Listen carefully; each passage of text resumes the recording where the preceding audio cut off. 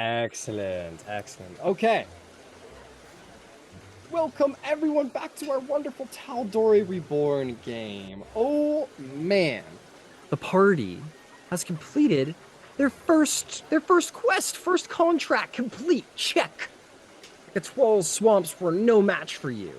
By no match, I mean like a fair match. It was a lot of pain and suffering in the middle. But Yeah. in the end, you all made it back to Stilben.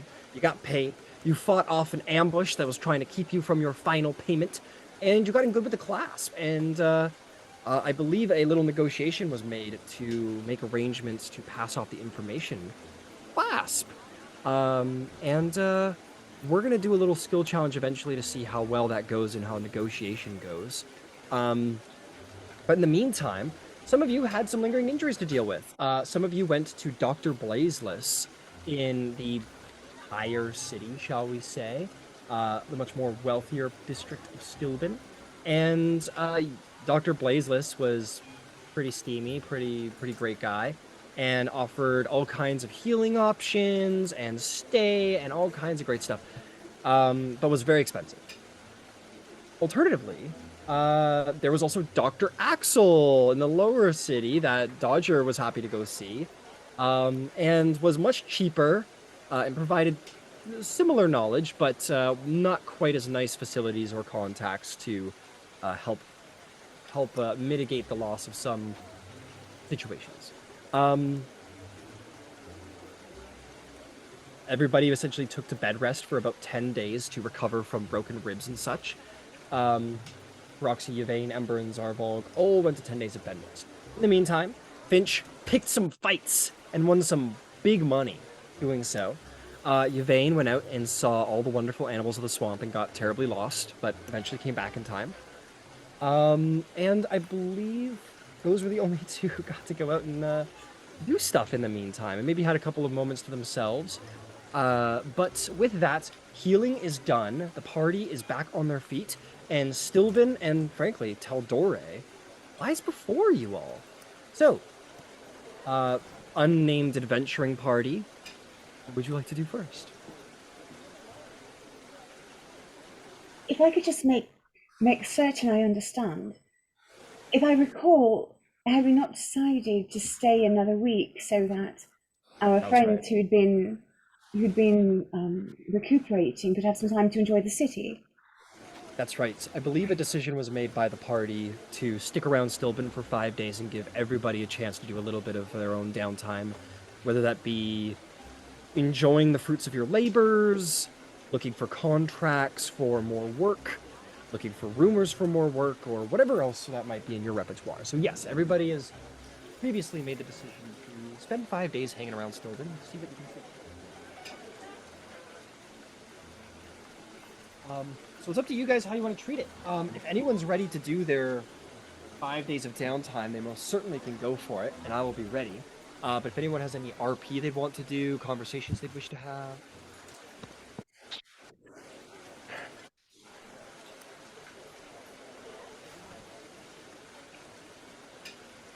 I know that we had discussed maybe heading to the Temple of the Raven Queen, a couple of us as a group, to like apologize. Yeah.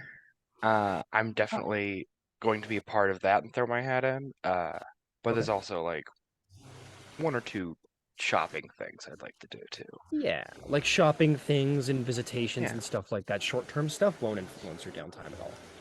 Okay. Cool. But yeah, so yeah, do we want to do a little Raven Queen temple visit first and foremost? That's on my list. Okay. Sweet. Sweet. All right, so Feroxi, Yvain, and Ember, it sounds like sort of get together, having started walking a little bit more easily.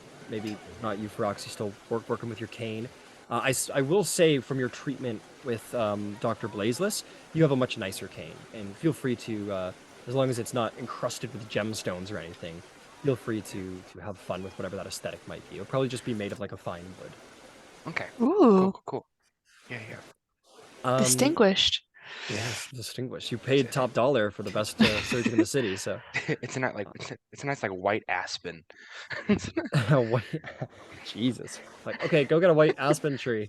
Go find one. Go find one, hot go get one. doctor. Go get one.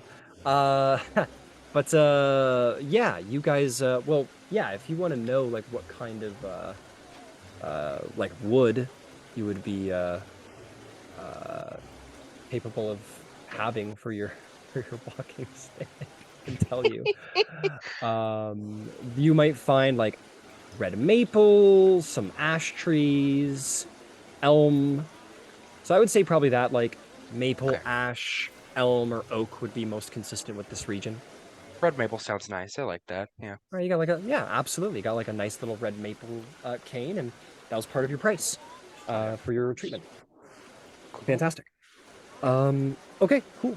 Yeah, and the rest of you begin to meander your way along, and you'll find yourself once more standing before the somewhat ominous Temple of the Raven Queen with its graveyard to the side.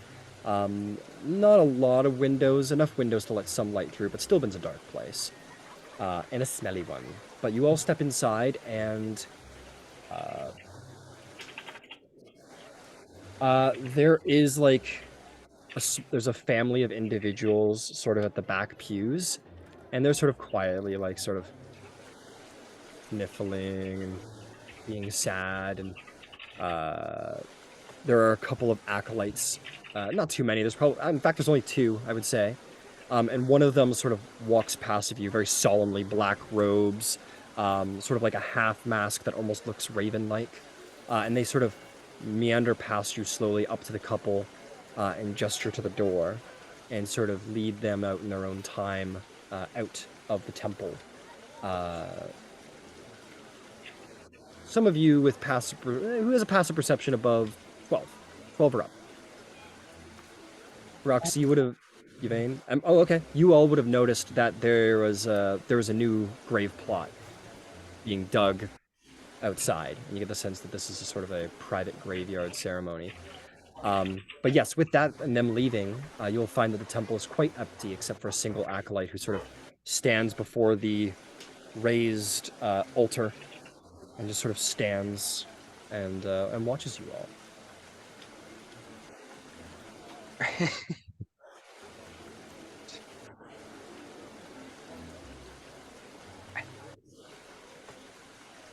I think Feroxi kind of wanting to take the first step forward, kind of like takes a minute to himself to think, and is like, Ember has so far has taken much a better approach to every social situation I've been in, and like takes a little shuffle step behind Ember in like how they're walking.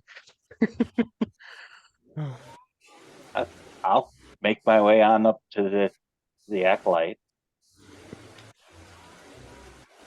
Make your way up. She just sort of, from under her mask, not much of her details can be made, but you do see a sort of a gentle jawline, pale skin underneath this mask, and a black hood sort of draped over black robes without much detail upon them. She just looks at you. I wanted to come and apologize.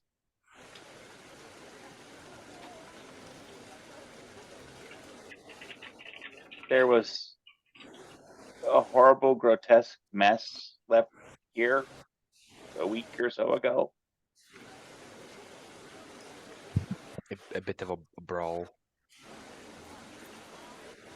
Yes. Yes, there was. Why do you apologize?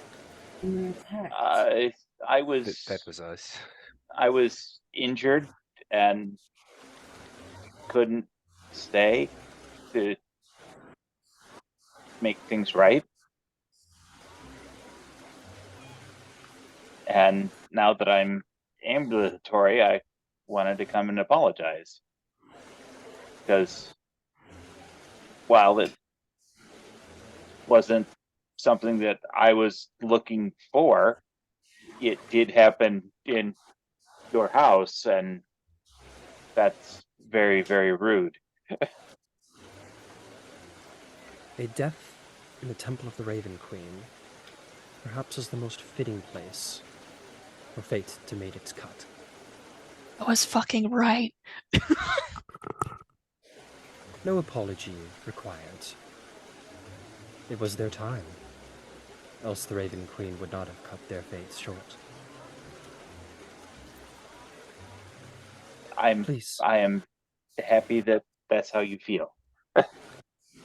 I'm sorry I created excess work for somebody else. Death is natural.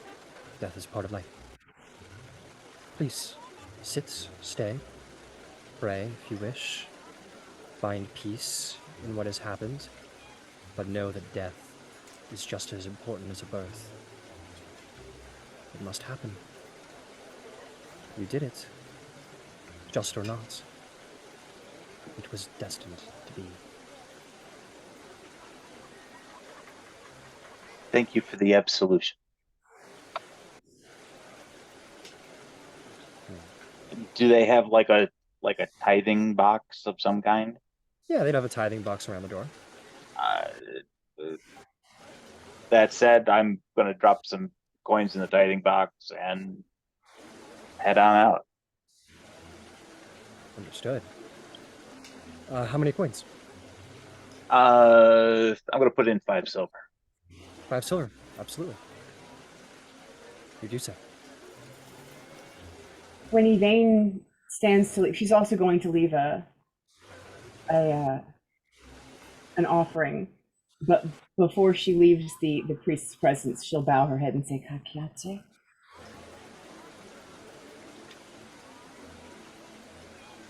Fair enough. She looks at you, Feroxi. Feroxi, Curiously, not expectantly, just curiously. you said the rest of the temple other than us at this point was empty in the Acolyte, Yes. right? When Ember heads out and Yvain head out, Feroxi kind of stands back, stays there. Apart from my friends and me, a little rumble. Well, I sort of had a question or two. DM. Yep. I know that I have a book, a very special book. Yes, you do. I'm assuming that it has a few mentions here and there of the Raven Queen specifically. It would. Cool. Kind of producing that from his little satchel. Feroxi just,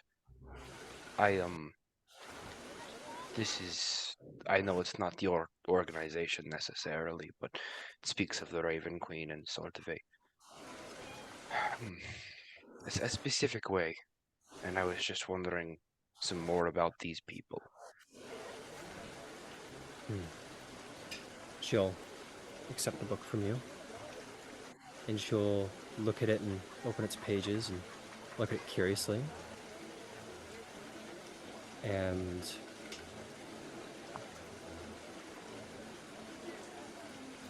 she'll say, it does indeed reference our matron, but it is beyond my expertise. Would you leave it with us for some days, and I might find one more wise than I to examine it? Or you may take it. It is your choice.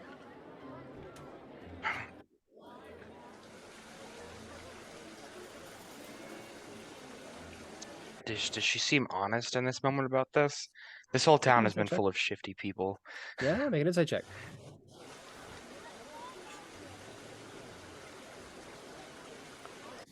All right. That's gonna be a dirty 20. Dirty 20. She doesn't seem to be lying to you. She doesn't seem to be making any falsities. It's difficult because, you know, she wears a mask. You don't know her that well. You also don't know, like, who she would be reporting to. You know that, like, clearly there's, like, secret stashes around the church. That's where your reward was hidden. You don't know if that's just in, like, the public's disrespect to the Raven Queen, or if there's a member of the clergy who is actively, you know, allowing that to happen. There's a lot of variables that you're unaware of, but as you look at this individual, you don't get a sense of deceit.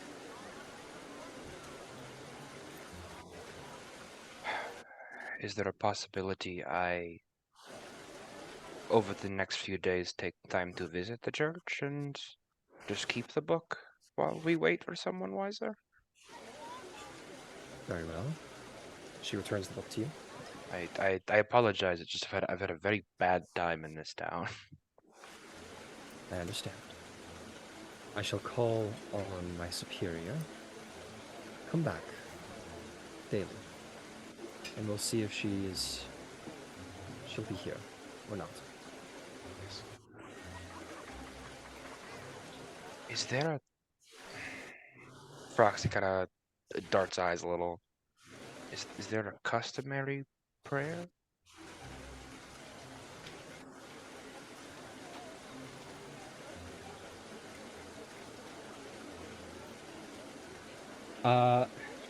She says yes, there are several. You may make your own, but you might say things. You would wish for a prayer. Let's see.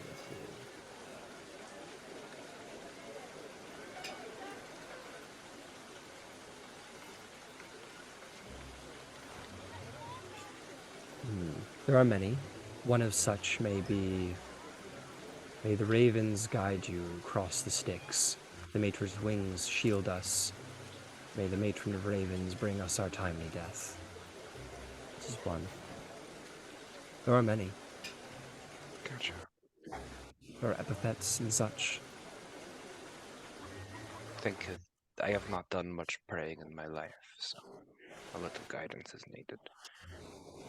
There is no wrong way to pray. I think Feroxi quietly goes and sits, learning to walk a little better with their cane. Sits down at like one of the first like pews, cane beside propped up, and like almost like a silent meditation. Just closes his eyes.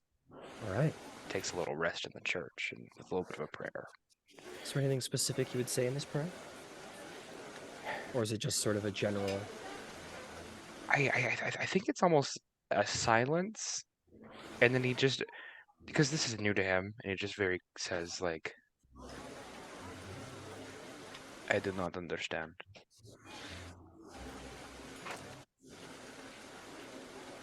And I am here. And then he ends it with like that customary ending, and just kind of meditates on it. Absolutely. As you leave, the woman will say, I shouldn't say anything. You meander out. And as you sit there in silent prayer and you pray to this god of death, you recognize that you've been on death's door quite a few times this last week. But you didn't. Most, as it seems to have been a frustration to you, most often due to the light of a particular paladin, a holy light that has kept you from death's embrace. And though your body is severely wounded from these trials, death did not find you. Your fate was not cut short. You never know when it may strike, but it was held at bay by that time. Yeah, and I think that's why he's finding some comfort here. He's not so frustrated after the 10 days of bed rest. It's that adrenaline's kind of washed away, and he's coming to terms with this new relationship with death he's found. Not new, I guess, but adjusted. Absolutely. With that, you may leave feeling a little lighter. Excellent. All right, you three find yourselves leaving the Temple of the Raven Queen in your own time. But you do, and you have beseeched and given apologies and thanks to the Queen of Death. Okay, fantastic. Is there any other activities, Mr. Bain? I have some shopping I want to do. All right, let's do As some far shopping. as far as downtime, the most important thing is that I study the star map, and so if there's like that's priority, and things like going shopping and maybe finding another job would be secondary. Okay. Okay, so I'll leave it to you then. Would you prefer? Yeah, because if you want to find work, um, okay, I understand. I understand. You want to find some jobs. Okay. And there might not be anything because the storm, like, she has to figure this out. Yeah, if you want to spend. Okay, let me just ask you. You said finding work is secondary. So you want to spend the week just doing whatever research you can to learn about this. You know what I'm gonna do actually? Sorry, I'm talking at you and figuring it out in my mind while I go. So bear with me. I want you to start by making me. I want you to make me either an insight or investigation check to see if you could find anywhere in the city that may have resources to contribute to research. Insight or what? Or investigation. Oh, we'll be going with insight. All right, go for it. 19 total. 19 total. That is pretty darn good. That is pretty darn good.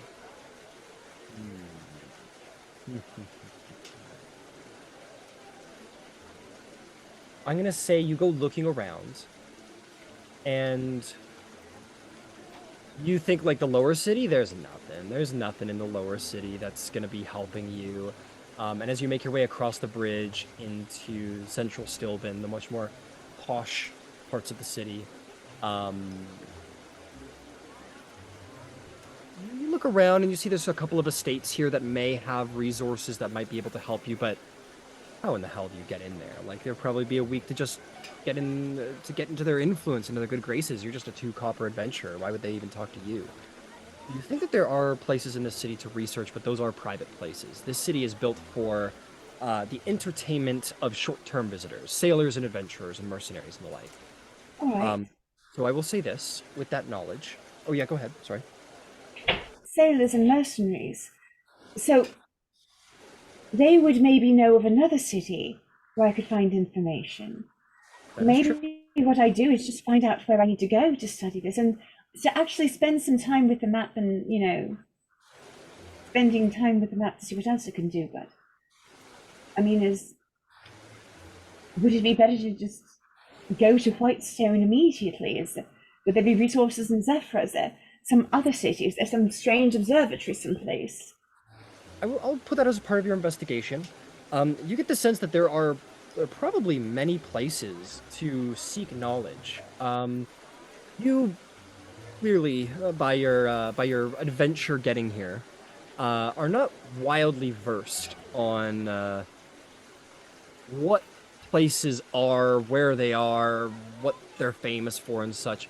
I think the only place that you would be aware of is like a place of civilization, so to speak, would be Whitestone or Amon. Those are the 2 places you'd know to be like cities. And you've never been to like a real city before Stilben.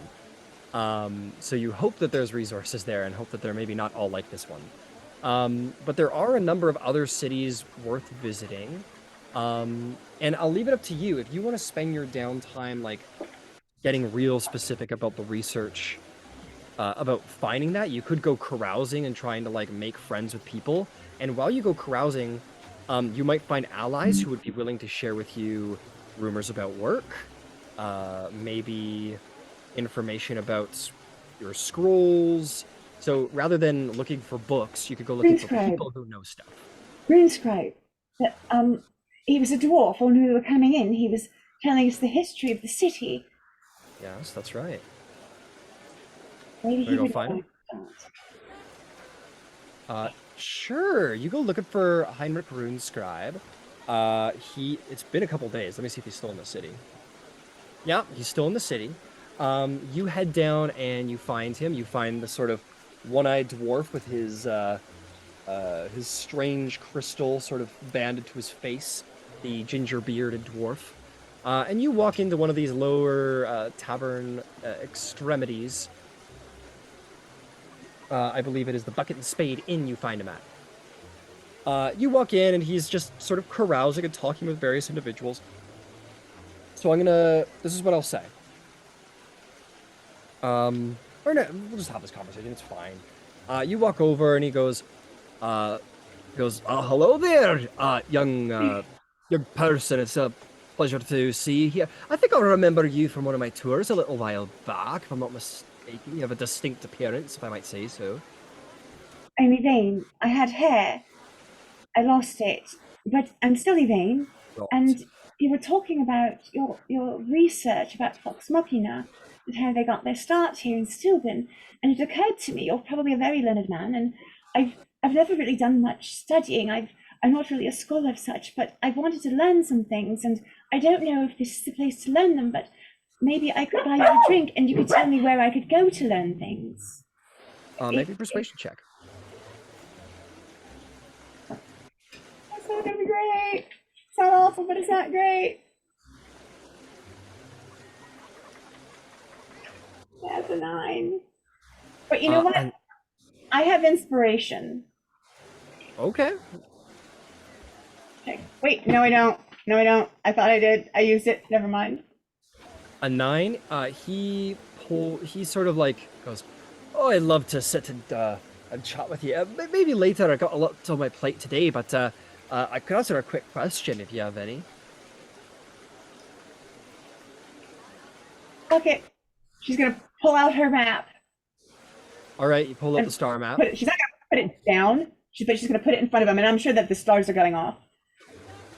Where would you go kind of to see study wisps of stars on it, yeah. But he looks at it, he takes his thing, starts looking at it, and goes, "Oh, that's a rather interesting and ancient piece of parchment you have there." And she's gonna pull it up and put it in her scroll case. Where would you go to study the stars if you were going to study? Study the stars, you say? Close by. I might recommend Westerun. Actually, they actually have a large observatory there. There's a, I believe I stop there often when I'm making the trip from Amon, and there is this there's the Cobalt Soul Observatory that is open to it's a library open to the public with a great deal of knowledge. There's also a separate faction of individuals who dedicated themselves to researching the stars and such. Westerun's a great place to go for learned folk. Close by too, relatively speaking. How far away is it? Roughly? Well, if you just follow the sun-cut roadway, it'll be the first city you run into, and then it'll teeter off into a number of different directions. But the journey itself will probably, if you follow the road, it's probably a week or two's journey. Probably about 2 weeks' journey around in there. Brilliant. Okay, one more quick question, and then I'll be out of your hair. Do they have good healers, magical healers in the city, do you think? Westerun has a number of temples, if I'm not mistaken. I don't spend too much time in temples, but if I'm not mistaken, or you'll do a little roll for that, so I'm not being too yeah.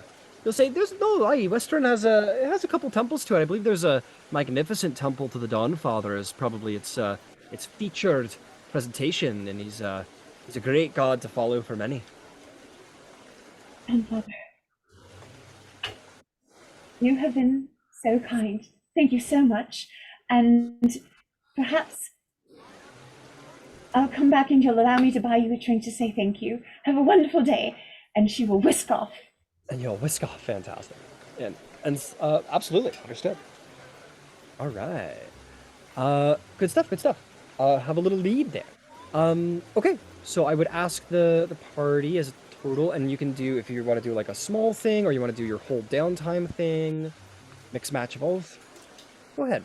What stuff do you want to do?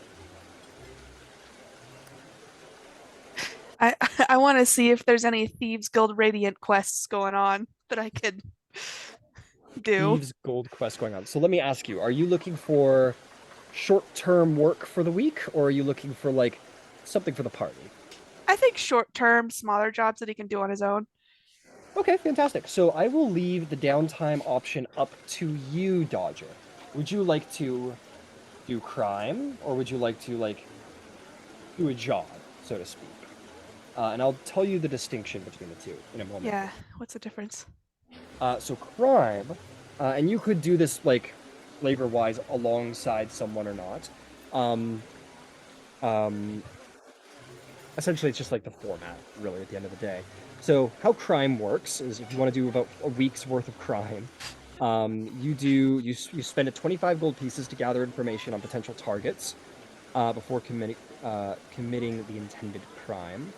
I might reduce that price for you because you are versed in the thieves' cant as well as the local city, so it might be a little easier. So I'll probably put that down to 15 gold for you because of that. After that, you need to make a series of checks within a DC according to the amount of profit sought for the crime. So you choose how much how much value you want out of your crime, like how big a score you're going for, and that will set the DC. After Okay. that, you'll need to make a stealth, a thieves' tools, and then in intelligent basically I'll decide based on what kind of crime you want to do, but generally, 3 checks will be required. If you're successful, you get away with it. If it's a complete failure, there's a good chance you might get caught and jailed. Probably for about a week. So anyway, that is what you want to do. You want to go find some unscrupulous fellows to do some crime with. If you want to do Sure, an yeah. honesty work, that is much more safe and won't pay as much. Let me put it that way. What was like the jobs won't pay as much? Yeah, like if you want to do like standard, basically you want to do crime. I'm offering like standard legal work, which is, Yeah, no, I want to do crime. crime it Let is. me do crime. All right, Dodger, put down It's cool 15 and good gold for you. pieces to sort of gather information, getting good with a couple of thieves here and there, and get some information on some scores around town. All right. After that, I would ask you how much value you going for here. The more value you ask for, the more difficult to check. So, just to give you a ballpark idea here,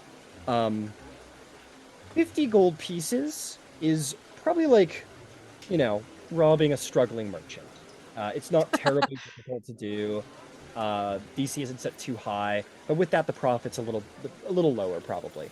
If you want to do something much more extravagant, like try and rob someone in the central city, you could earn up to 1,000 gold pieces, but the DC is pretty high. I think that one's a little too steep for my blood right now. Fair enough. So, why don't you tell me either what kind of gold value you're going for your crime, or what the job looks like, and we'll go from there. 50 was a struggling merchant. So maybe I don't think he's doing this to genuinely, well, obviously he's doing it to get money, but I think he's also just genuinely fucking bored after 10 days of bed rest. So the money isn't the only thing. He just wants something exciting. So I think like 100 gold, Okay. 150 would be a good value. Fantastic. And what kind of job are you doing? You doing some thieving, some burglary, some smuggling, assassination? What's the game I plan? think I like burglary. Okay. So basically what you are going to be doing is you're going to be burglarizing the home of a fairly prosperous merchant here in the city. It's in the central district, so this is sort of the upscale individuals that are around, but nothing too extravagant. You're not breaking into anybody's like great manor or anything like that. It's one of the Yeah. sort of as close to as middle class as you get, upper middle class. Okay, so you're gonna go for an 100 gold piece profit. Okay, first and foremost, I'm gonna need you to roll me a stealth check to see how your week of work goes. To start, stealth check. Stealth. That's 14 plus 5 and 19. 19, very good. Next, I will need you to make me a thieves' tools check using dexterity. Oh, that was a nat 20 plus, I believe it's 7 for 27. 27, good job. And last but not least, you're doing a little burglary, so okay, you tell me, Dodger, what skill you think you would be using for this burglary?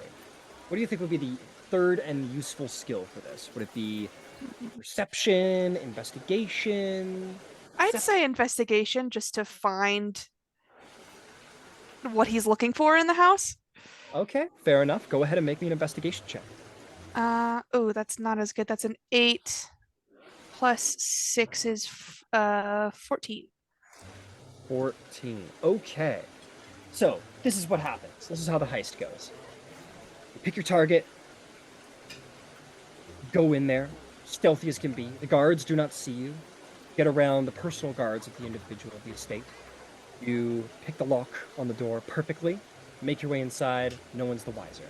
Once you're inside, find yourself maybe scrambling a little bit more than you expected. You do a fair good job, but you sort of end up leaving with a bag of goods and sort of have a moment of like, oh, I forgot to check for false bottoms or something along those lines, and you're like, I might have missed something in there, but oh well, this will do. So, with that, you stealth out, lock the door behind you, and leave with a good bag of loot. The burglary didn't go as perfectly as it could have, but you're still gonna make out with a partially successful robbery. You're gonna make it out with 50 gold pieces. So, All right. 15 already, and you've already marked that off. So go ahead and add 50 gold pieces to your inventory. Nice. Very nice, very nice. Well and good crime is done, and none are the wiser. And the guards are flabbergasted as to who committed this heinous crime. Very Good. good. Is there anything anyone else would like to do? Oh, before I continue, most importantly, I need you to roll me, Dodger, if you'd be so very kind.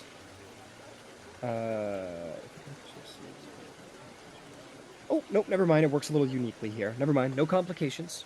Oh, okay. Yeah, there could be complications for downtime, but you succeeded enough times that there won't be any, so you're good. Okay. Who else? Who else has stuff to do?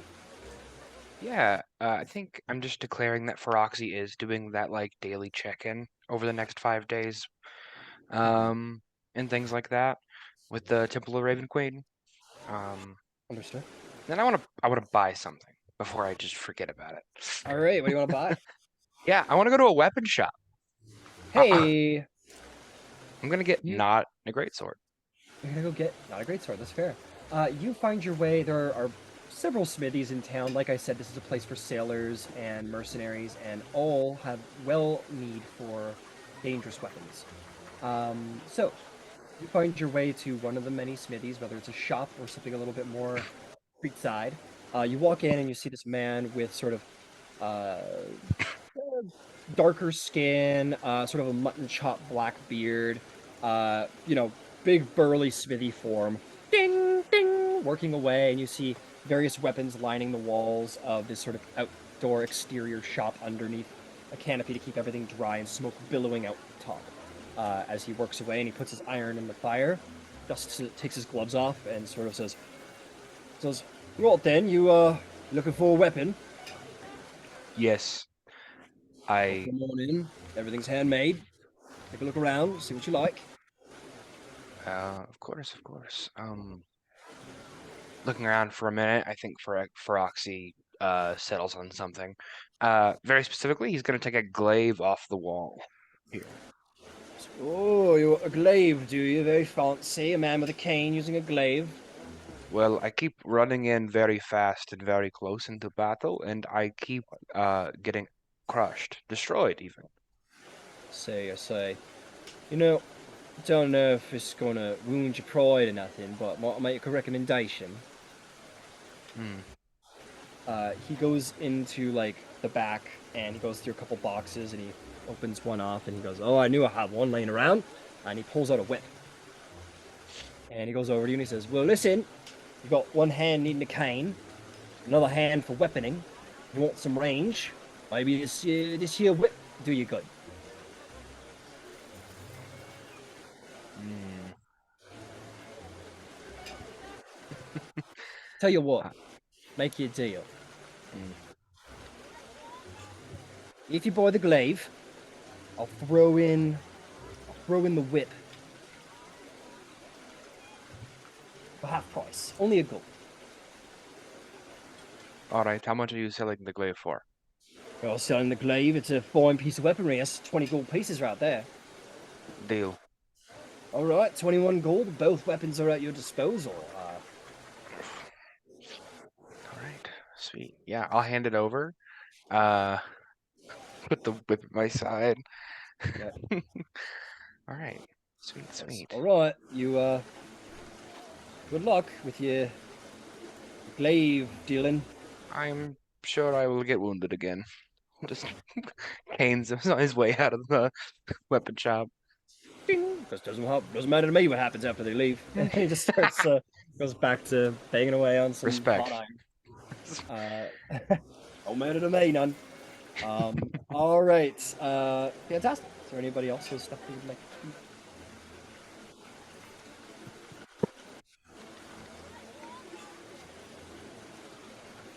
I'm gonna start calling on people.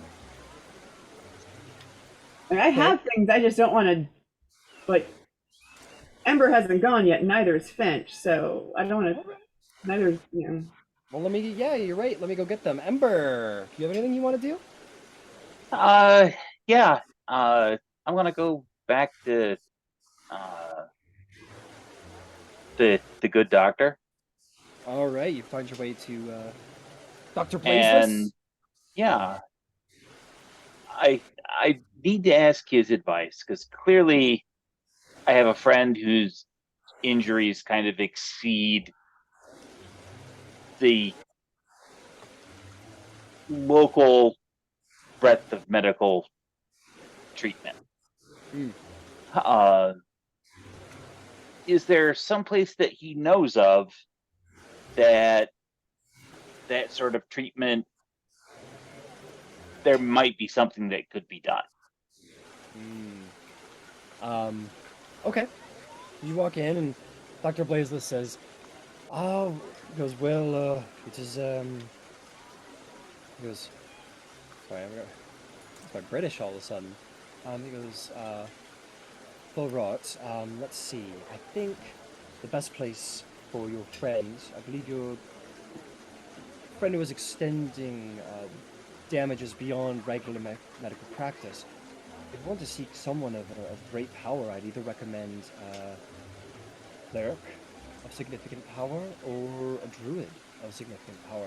Or perhaps you might, as they have the magic as part of them, you might find yourself looking for maybe a facet of their power. I know that mages often use they have a way of writing down spells and then saving them for later. And I heard that's a whole practice. So maybe you might spend your time trying to seek out such an item, or perhaps a relic of magical power that might be able to heal your friend. As I imagine incurring the services of such a powerful divine wielder, difficult. Difficult. Hmm.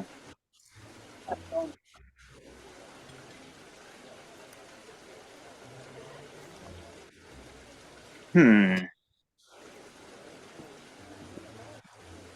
Do you have any idea where I might be able to find these folks? Clearly, the answer is not here.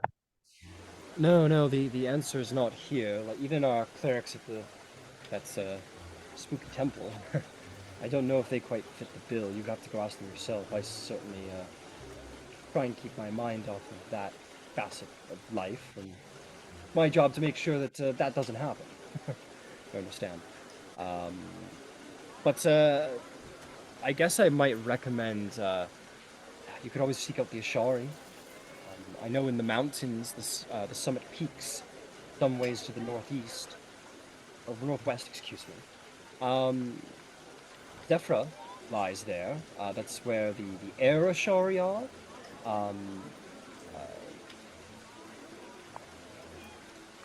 They might have some people there who might be able to extend such powerful magics, but again, incurring their services might not be any small feat. Okay, I appreciate your advice, Doctor. Of course, of course. And I will also say, this is Stilben. It's a rather scrupulous place, if we're being quite honest, in the lower parts of the city, in the ports. Goods come and go all the time. I don't know if you'd be willing to deal with that sort of shady folk, but Similarly, they might incur a heavy debt, but you might be able to find something through those connections. I might also recommend asking around if you're looking for more undesirable means. You understand, I run a rather professional practice. I don't really delve into like dark matters or witchcraft or crime syndicates and such. But if that was your inclination, if it was desperate enough, you might seek things there. But I don't obviously recommend that on a professional basis.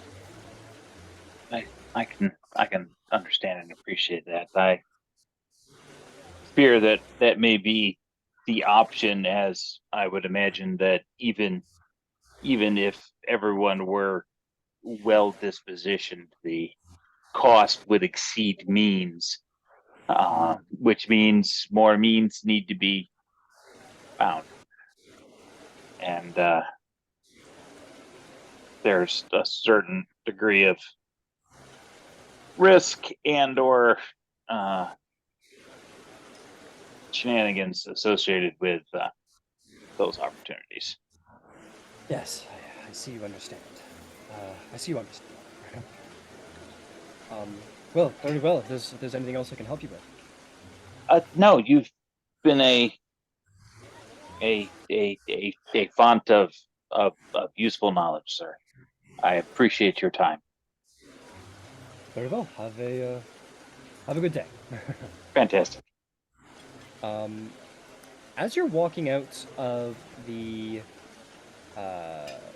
out back into the rainy streets of Stilben, up here in the Upper District, there is a little sort of cafe across the street, and you recognize someone in the window.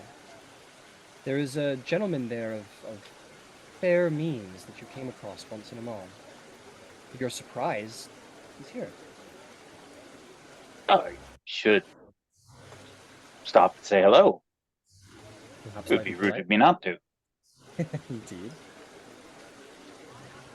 But yeah, you get some looks. You're a fairly well-dressed individual, but your recent transgressions may have, in your attire, revealed the sort of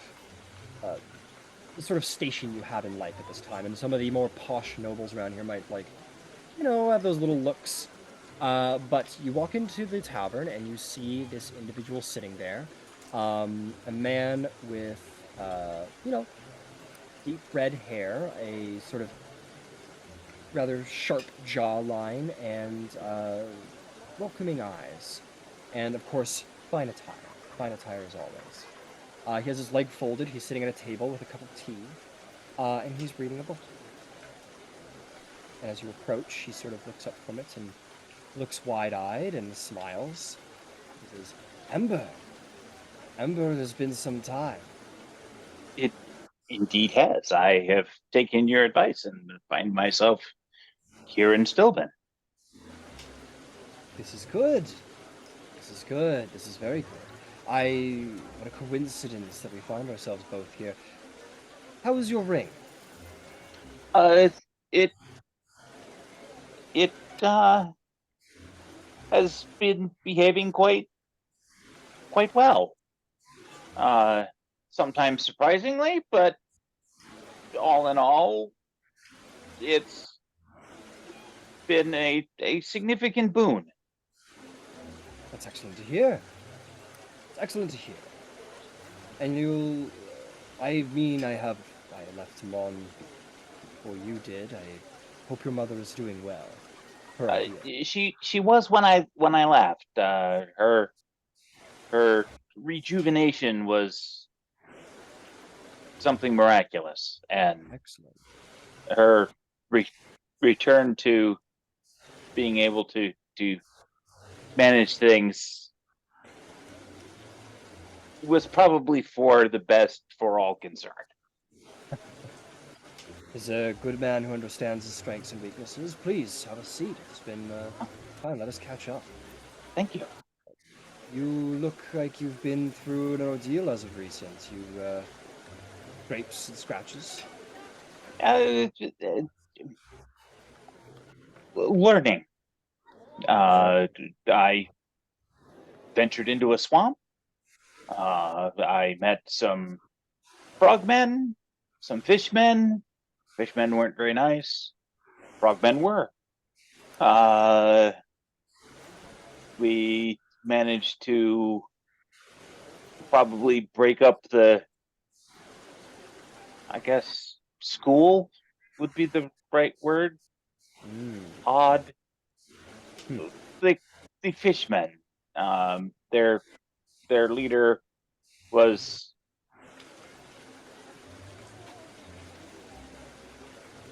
terminated. Ah, I see. Very impressive. I've heard a couple rumors here and there of the dangers of the swamp, but you fared well. And when we got back, this is not a salubrious stretch of anywhere. And you're much more worldly than I am. Certain I'm not telling you something that you didn't already know, but while we were getting our final payment for that excursion from one of the big local factions, the other one decided it would be an opportune time to ambush us all, and that was a rather brutal affair. But lessons learned: don't be shot by crossbows, particularly in the stomach. It hurts. And I assume don't be shot by particularly skilled members of the elemental ancestry. I did have an opportunity to, I think, give as good as I got. That's wonderful to hear. Things are complementing themselves so well with your already exceptional talents. It is awakening largely due to, and Ember will not, mention the ring, but will obviously hold it up and look at it.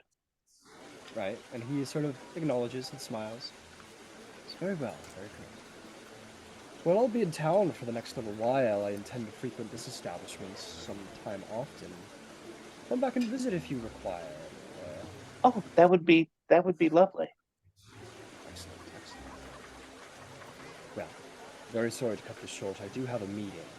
I understand. I just happened to see you as I was leaving the doctor's office and thought it would be rude to at least not stop and say hello. And thank you. Very polite. Of course. I was hoping to run into you. But please, yes, come visit me sometime if you mean to. Don't know how long you'll be staying here, but I will be here for some time. Thank you, sir. And enjoy the rest of your stay, and I hope your meeting goes well. I'm sure it will. Very well, let me know if you need anything. I'm always happy to help, as you well know. Thank you. And he will, and you'll get up and he'll shake your hand and give you a little nod, and you find yourself on your way, and he sits back down and returns to his book.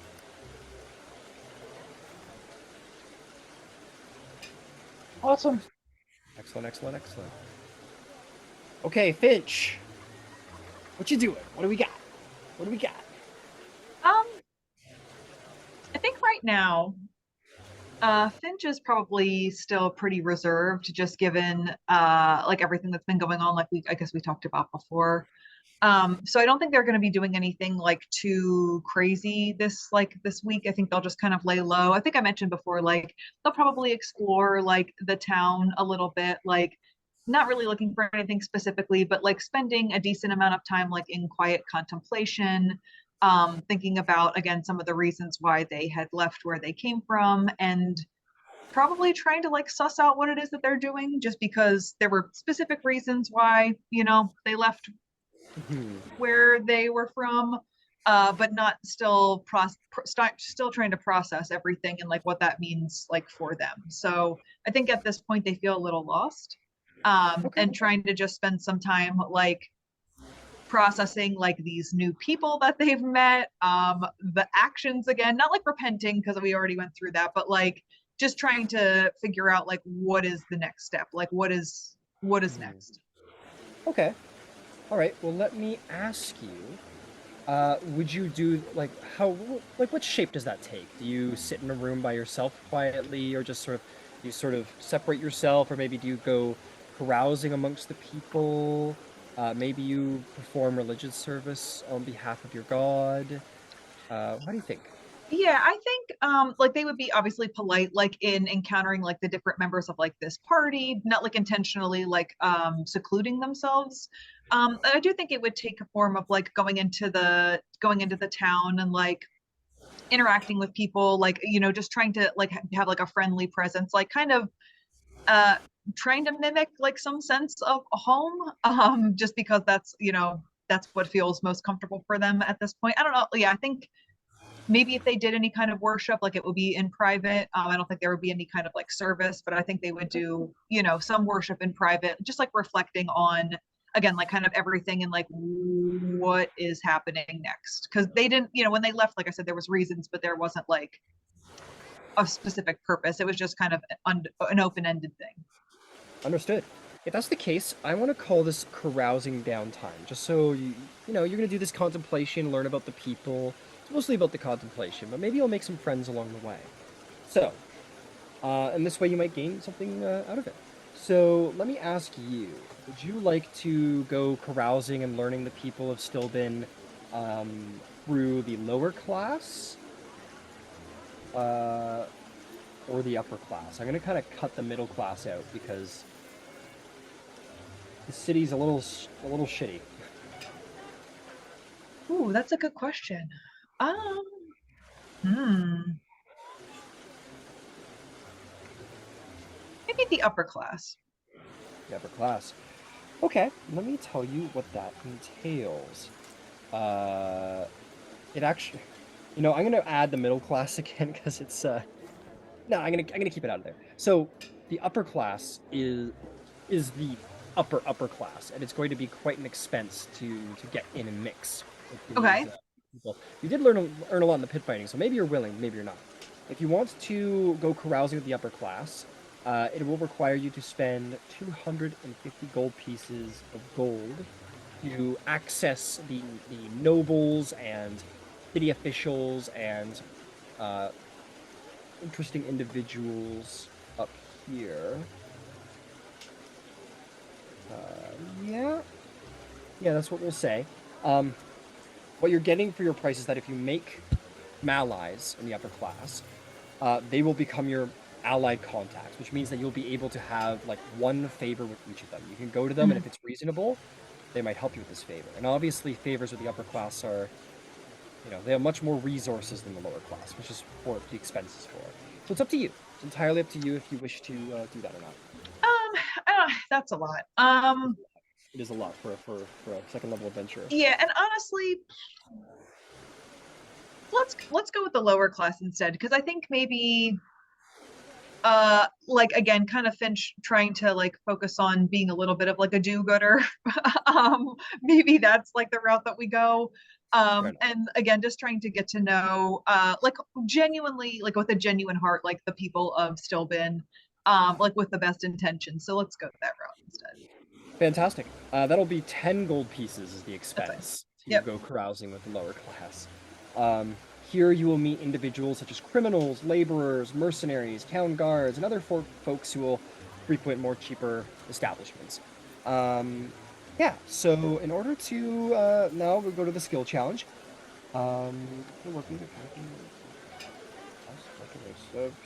Just make me a persuasion check, and see just how charismatic you are, and see if you're able to make some friends.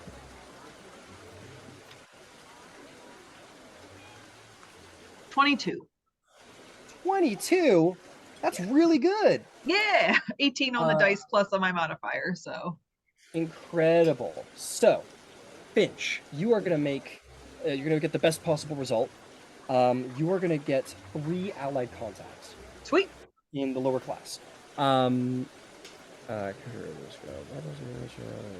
chance. I'd like you to roll me a d10. Okay. And let me know if you roll a 1. Let me find my D10 first of all. Rolled a 4. Roll the 4. Okay, yeah, you're fine. So You don't get and let's- shanked. You don't get shanked. What is your charisma modifier? My charisma modifier. Charisma. It's +2. It's +2.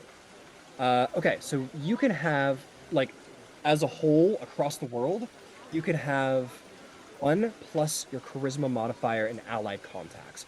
So at any time, you can, like, replace allied contacts. So what I want you to do is add to your sheet, perhaps in the allied section, 3 lower class allied contacts.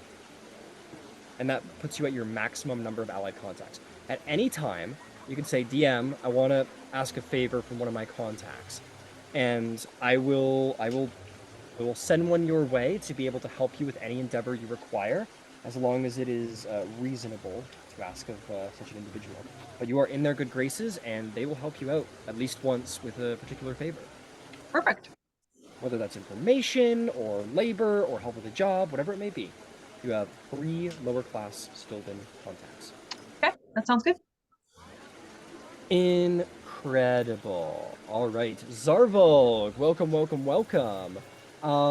We are in downtime. We are, as we spoke of last session, we're in a nice little 5-day section where everybody, including our individuals who are at bed rest, have some time in Stilben to do whatever they want. Seek jobs, go shopping, make money, whatever it may be. So, since we haven't, since, you just arrived, do you want a minute to sort of figure that out, or did you have some ideas? No, I actually have it. If you give me, I don't have everything pulled up yet, but if you give me just a second to pull it up, I have a list of things actually. Okay, yeah, take the second, no worries, and we'll see what you got. So, I guess one of the general things that Zervo wanted to do during this 5 days, so he's got like 5 days ish. Yeah, you have about 5 days, work week. Is to spend some time kind of trying to discover and work through some of the more nuanced aspects of increasing or improving his ranger training. So less shooty and more traps, and considering kind of playing with the idea of moving in and out of the shadows, ambushing, that sort of thing. Okay. You can definitely conduct your ranger training on the side. I'm not going to count it as a downtime thing, unless there is specific training you could do, but it's a little bit less towards what you were saying. It's more about gaining proficiency. So, Sure. if you wanted to begin attempting to increase your repertoire as a ranger, you might wish to, let's see here. You might wish to seek an instructor to either learn a language from or pick up a proficiency in a new tool. These are ways, if you wanted to spend some time doing that. That's interesting. I hadn't really considered that. One of the things that I did have on the list was the possibility of seeking out other rangers, especially any type of small ranger group or guild or whatever in the city, if there's anything like that, even maybe a hunting lodge or whatever. Got it. Yeah, make me a investigation or insight check. Okay, give me a second.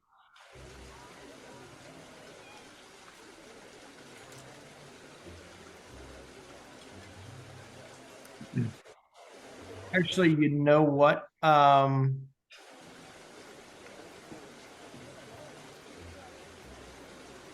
Let me find something here.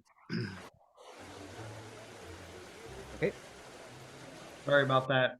No worries at all. Logged on as soon as I got power back, so you wouldn't get too far away from me. Yeah, no worries at all.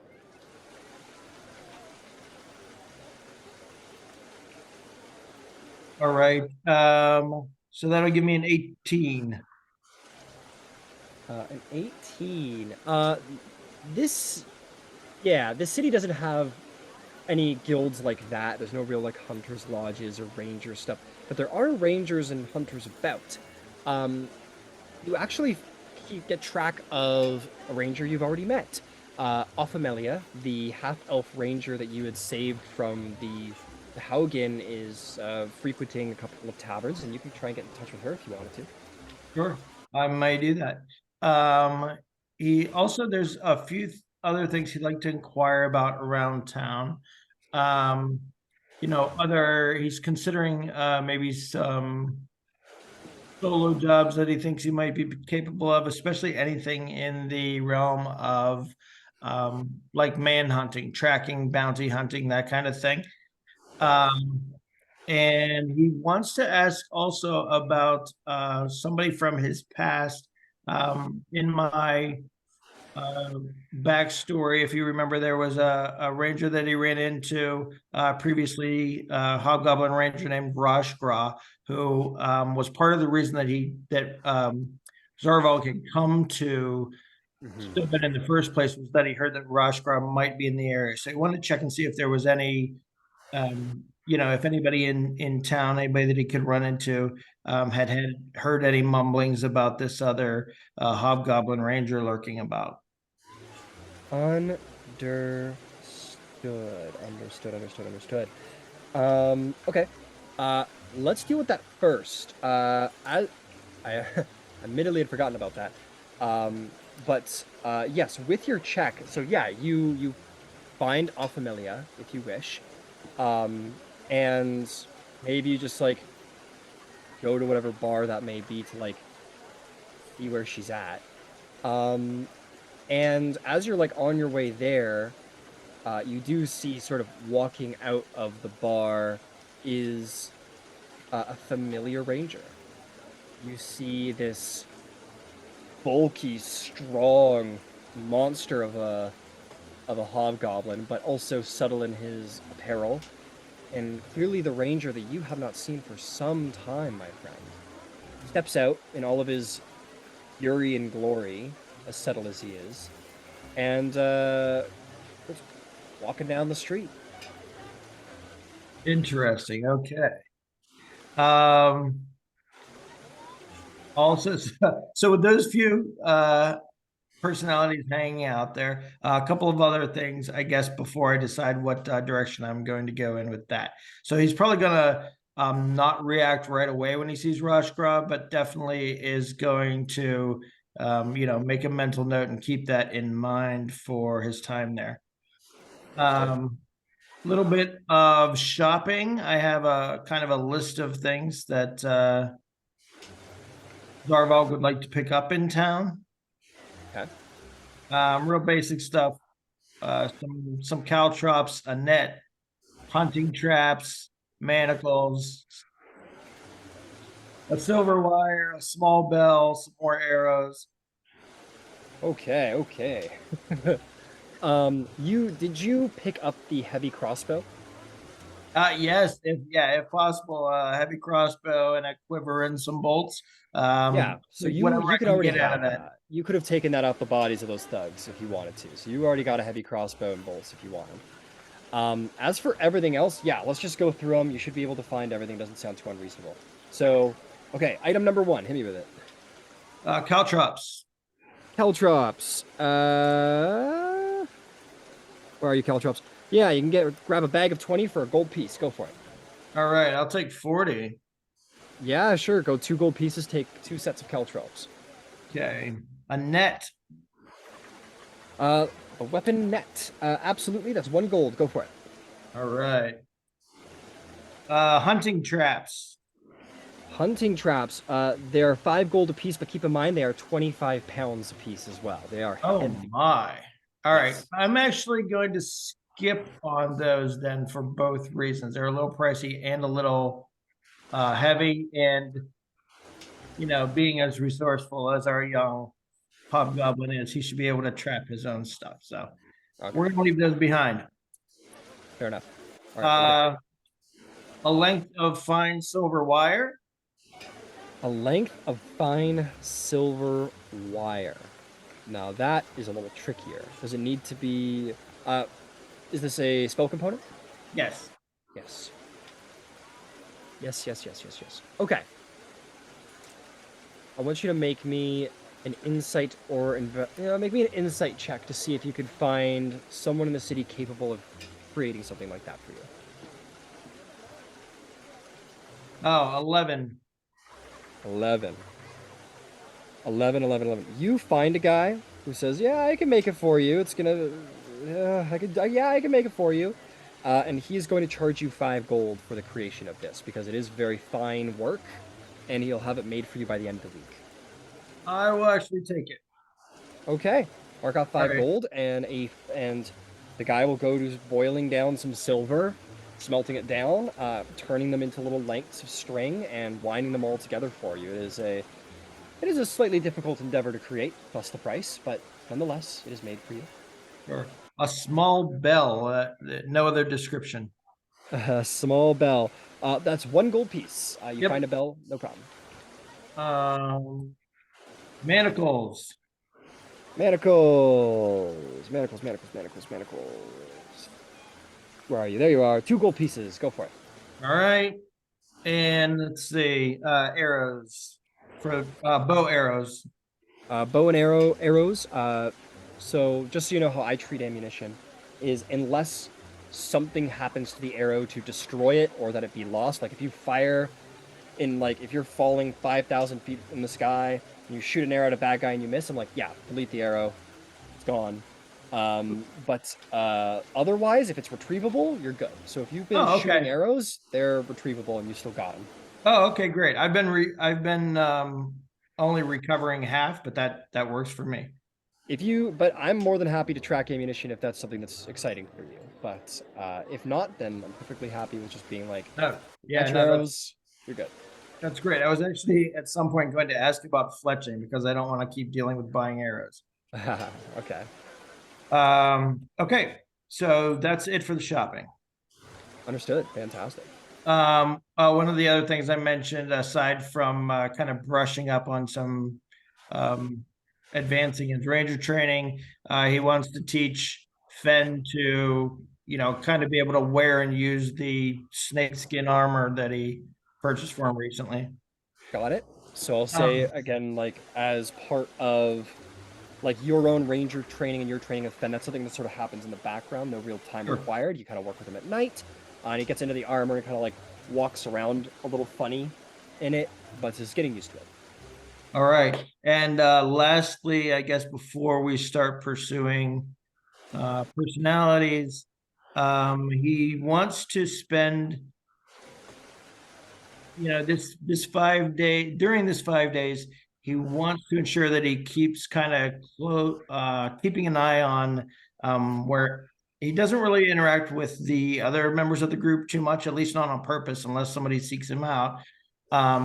But he does want to keep an eye on Ember to make sure that he's still around in town and that he has kind of tabs on him. Okay. I don't think would be too hard. Nobody here is particularly trying to hide their comings and goings, so it shouldn't be too difficult. I'm gonna check something here for your downtime because you said you want to do some work, some hunting. That was the wrong link. Hang on a second. That is harvest. We want hunting.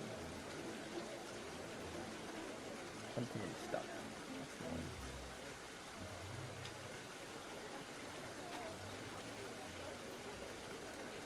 one. Awesome. Okay. So here's what I'm going to say. Before we start pursuing personalities, you just want to do some hunting as your downtime. Sure. Okay. I'm going to say you go on a hunt.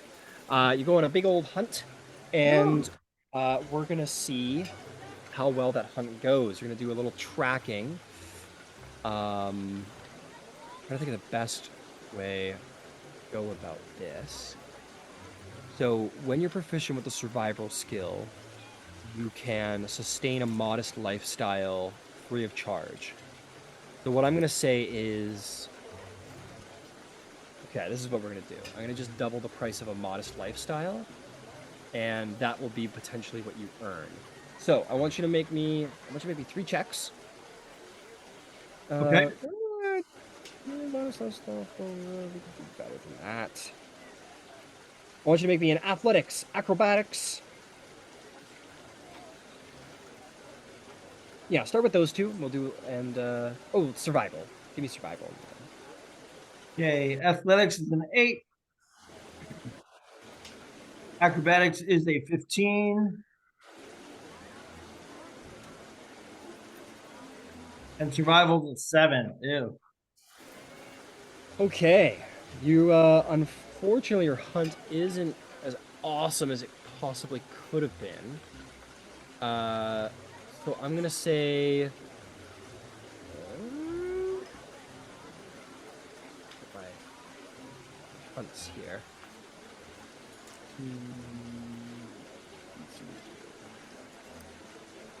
I'm gonna say you catch yourself a couple tiny creatures, and you're gonna make 5 gold pieces this week. Okay, great. Yes. Which is a point I do want to bring up with everybody because we haven't really been dealing with your life expenses up until now. So I do want to go around. I want to deal with that with everybody now because we've gone 15 days without anybody having to pay for food or stay or anything like that. So let's just deal with that right now. Something I want to keep better track of. So the tavern that you're staying at right now would be considered a modest one, I believe, is what was said. Yeah, those are the comfortable ones in here. So it's a modest one. So, anyone who wanted to stay here at the inn, I'm gonna go around person to person. So I'm gonna start with you, Finch. You're gonna be my guinea pig.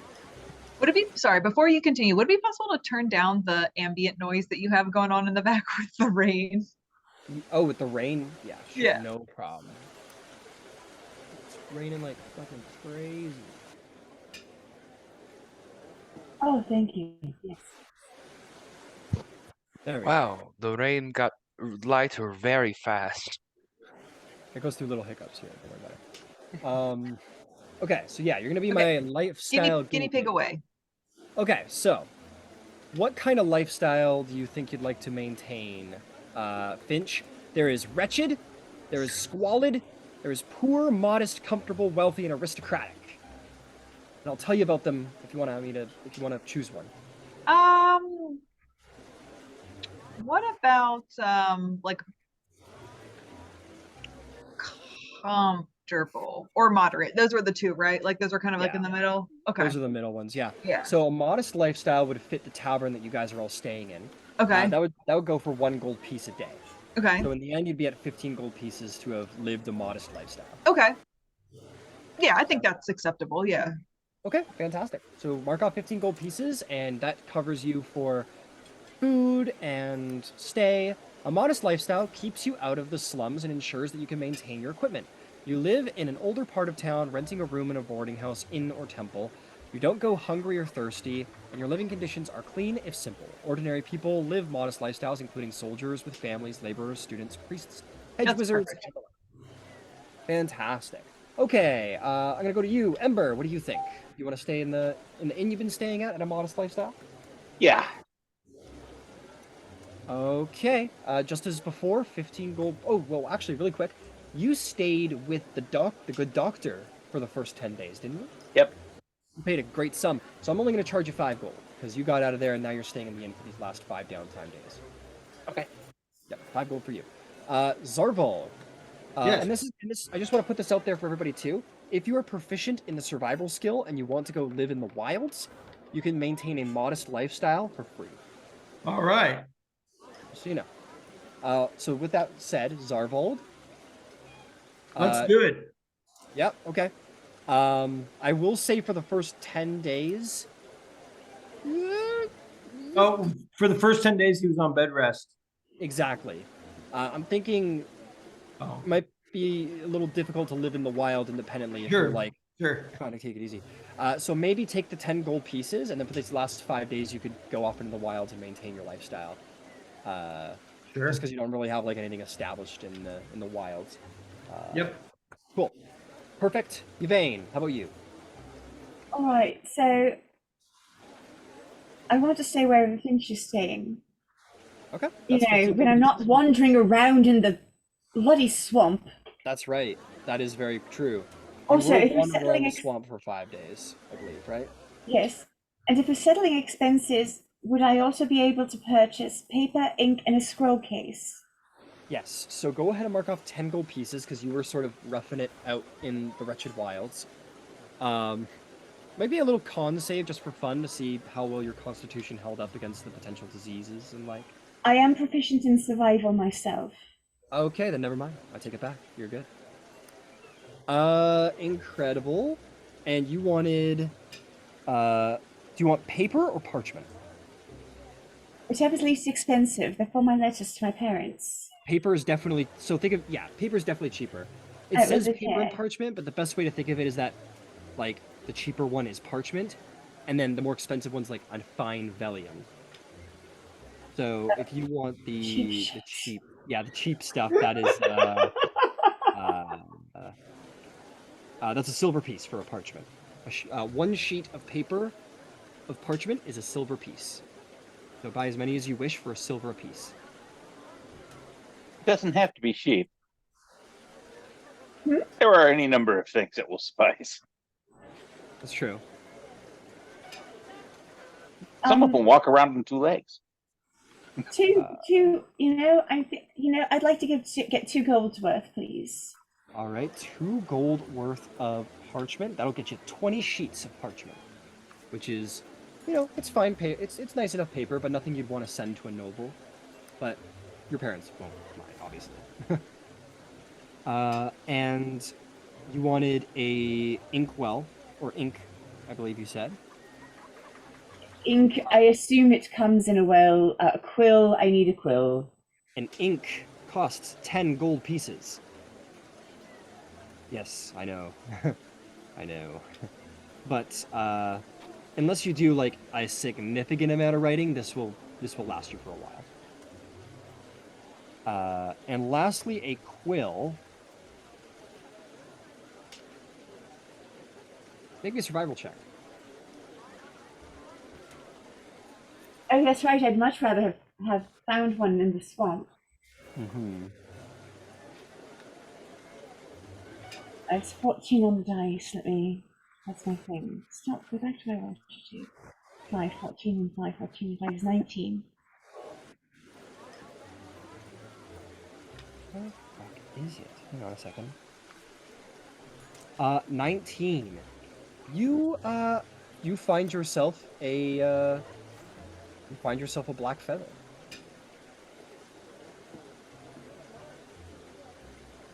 And you, with your experience, you know how to turn it into something that will work with your ink well enough to do some writing.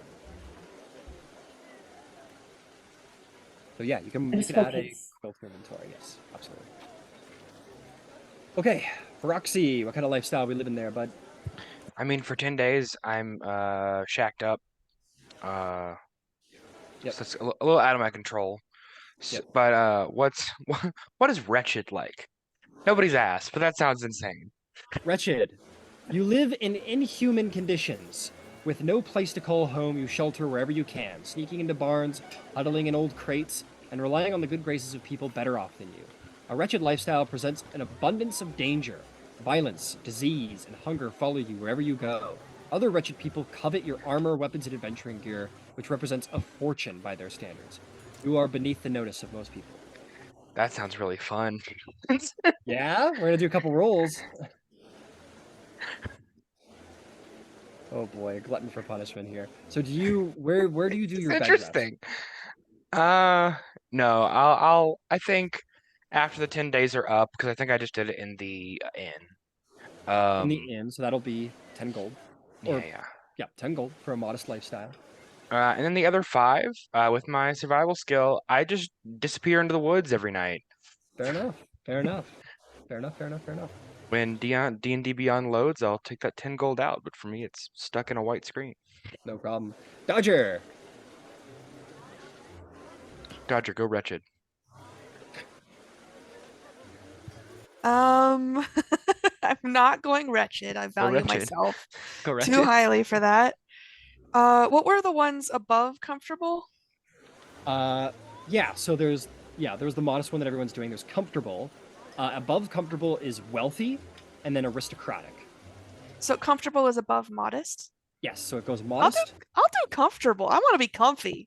All right, comfortable. Choosing a comfortable lifestyle means that you can afford nicer clothing and can easily maintain your equipment. You live in a small cottage in a middle-class neighborhood or a private room in a fine inn. You associate with merchants, skilled tradespeople, and military officers. Oh hell yeah. So for comfortable lifestyle, that is double. So that would be 30 gold. Sure. All right, so for 30 gold, you guys are like in the tavern together, and you're like, oh yeah, like I'll be staying like in the rooms we've been having, and then like Zarvolg and Feroxi are like, okay, yeah, we're probably gonna camp in the woods together maybe, and then Dodger just comes over and like drops a huge bag of gold on the table and is like, I'll have your finest room, and literally is like in the floor above you guys and is like living in the lap of luxury as much as one can. For him. Drinking Good for fine him. wines. Yep, Excellent. drinking nice wine, like basically like there's probably a couple of like bath maids or whatever who like maintain your laundry and such for you. Sort of sew your stitch and sew and keep your armor well maintained. If any of you need to sleep on the floor, that's fine, but the bed's mine. Incredible. Sweet. That was the lifestyle stuff I want to take care of. Is there anybody else who has activities, conversations, downtime, whatever it is that they need to get done? Yvain. So, if there is time for me to do any work, what I was looking for was if there was anyone who needed a healer. Like, if there were places where people could, make a small amount to heal people. I was sort of thinking about maybe asking Dodger if the fights could use a healer, but Larkel scares me, so I don't want to just go up to the scary tiefling and go, hey, hire me. I would say that you're probably unaware that the pit fighting even exists, as Finch has not Didn't told you Finch? about it. Oh. Yeah, Finch did it, but Oh. Finch never told you about it, and it was an underground fighting ring, so... Oh, then I don't know, then never mind. Yeah, Yes, it wasn't a public event, it was very illegal. apologies then. I'll go and look for some place where I could heal people. All right, well, let me ask you, because you've already posed 2 downtime things you wanted to do. So, would you like to go perform charity through healing? Would you like to carouse and and speak to individuals and make allies like Finch has done, and possibly learn about the world or gain information about your scrolls, or places to go to learn about your scrolls, or even ask people to examine your scrolls? Or would you like to do the last option? Well, that one didn't work out. The research option didn't work. So would you like to carouse and gain allies to help you with your scrolls, or would you like to do healing?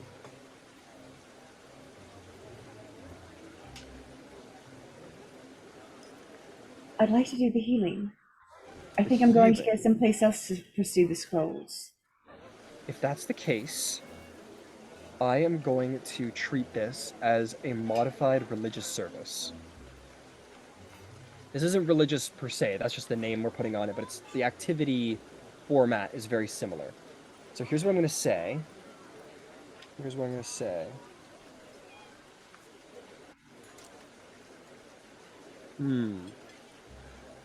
Just requires access. I'm proficient in religion. I assume I know the major god. Like I would know the Raven Queen, Melora. I would know who they Possibly. are. We could definitely roll for it. The Ashari are not like wildly religious. Oh no, they're not factions. at all. So we could definitely do some rolls for it. But like you can do this as a religious service if you want, or you could simply be like, "Hi, I'm a druid on the side of the street. I'll heal you up," and just sort of like. Yeah, I'm just gonna do that. Yeah, I'm not saying that it is a religious service. I'm just saying that this is. Oh, I'm more alright, yeah. speaking out loud than anything. So here's what I'll say. Okay, Raiders requires access to or offered attendance at such a place available activity takes local time. I'm gonna say I want you to make me a persuasion check. Simply put, I just want you to make me a persuasion check to see if you're able to convince people that you're a good person and you're just here to help and you're not asking for money. Are you asking for money actually? No, No, I won't okay. turn it down if it's offered, but I won't ask for it at all. Understood. Understood. So yeah, go ahead and roll me that persuasion check. It's not great. It's an 11. 11. 11. So I did slightly raise the DC because you don't have like a place to go to perform this service where people would go to you to find you. So this is sort of a word of mouth situation. So you heal a couple people here and there. People who are generally ungrateful. Like you find some like, like young scrappers who've like got some black eyes, and you're like, oh, let me heal you, and you heal them. And they're like, thanks, now piss off, and then walk away. And it's not very rewarding, and it doesn't leave you feeling very good. Stilben's kind of a shitty place, and unfortunately, you fail to make a lasting impression on the people of Stilben. But you do some good work in there, and maybe that is reassuring enough for yourself. But unfortunately, no secondary benefits will come for that check, I'm afraid. Also, roll me a... I always forget about this part. Roll me a d10 to see if there's any complications. If any bad shit happens. Glorious. Shit. Well, that was a 1. Oh, boy! Yvain gets beat the fuck up in an alleyway. Yeah. You about to get double Did balled, girl. you tell any of us they were doing this? Doesn't sound like it. Oh boy! You can't proactively roll in that one and say it's good. Do this? I mean, realistically, she would have said something to Finch. I mean, she probably checks in with him every day. Like, realistically, she would have. Okay, fantastic. Roll me a d6, Yvain. Me. It's a 6. Yeah, I know. I'm getting jumped by 6 people. I get it. Hell yeah. No, yeah. It's slightly better. It's worse. Trampled by Great, 6 horses. great. It's actually 6 plus 3, whatever you roll. No, I think that is the better way to. I'm not gonna use the religious service complications because those are not really what you're doing anyway. So I'm gonna kind of modify here. Okay, roll me a d8 instead. Sorry.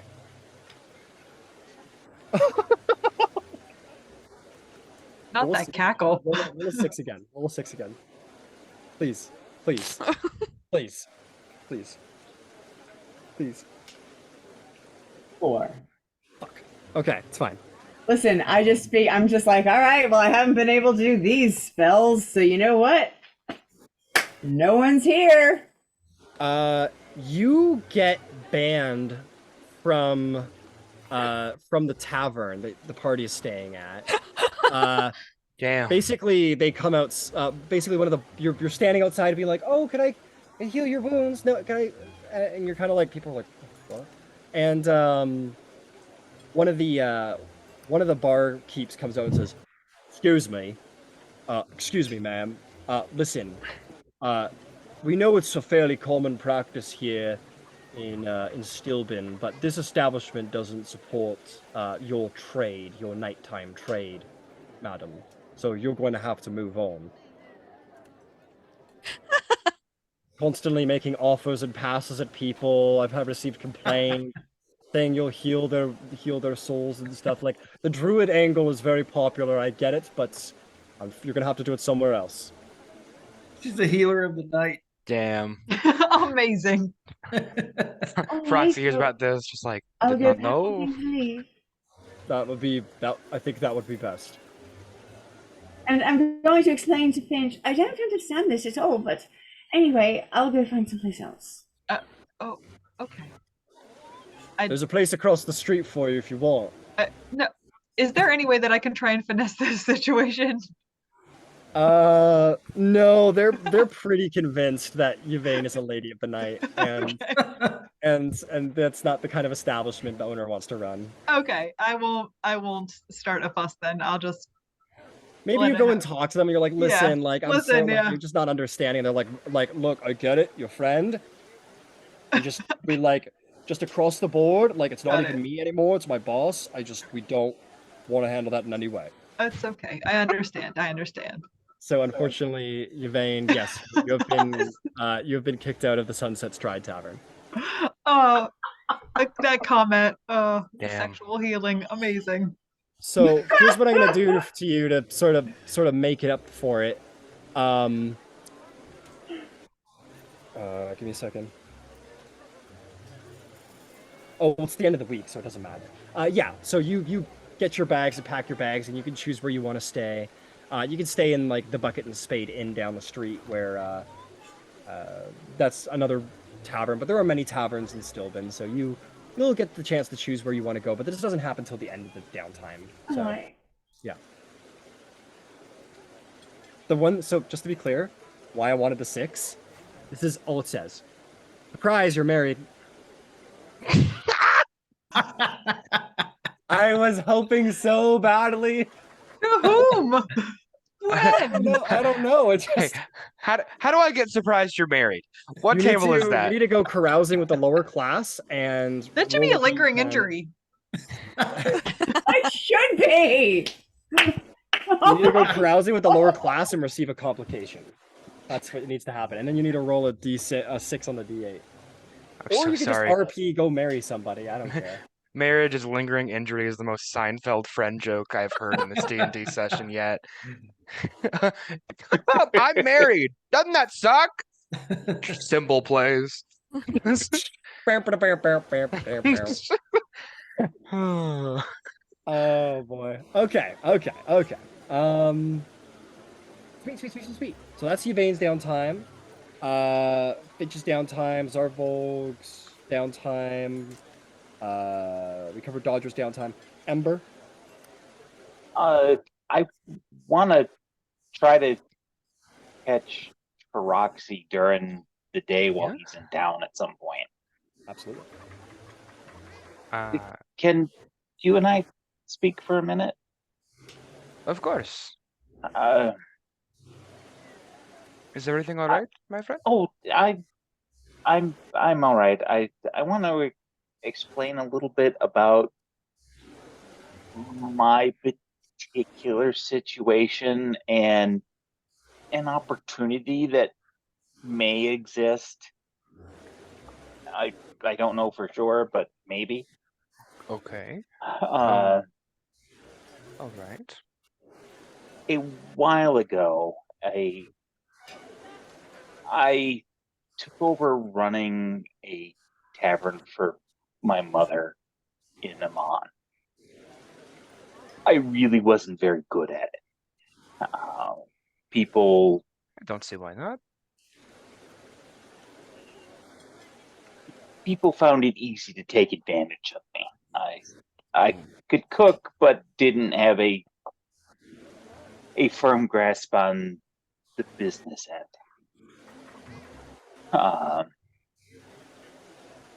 But a man came and he presented an offer that I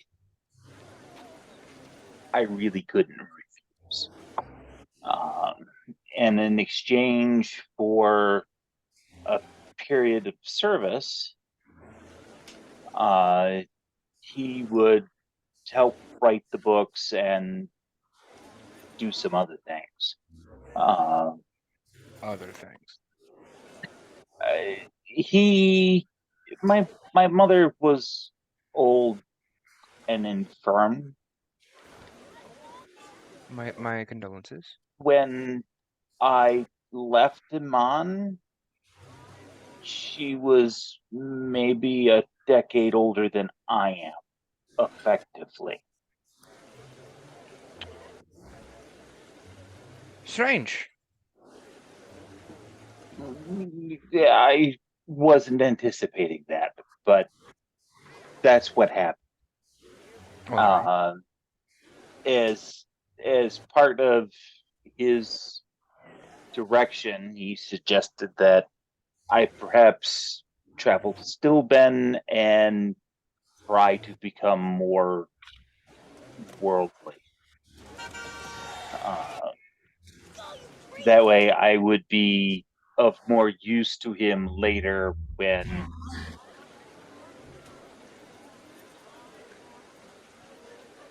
when I engage in that period of service for him. Okay. I stopped by the doctor, and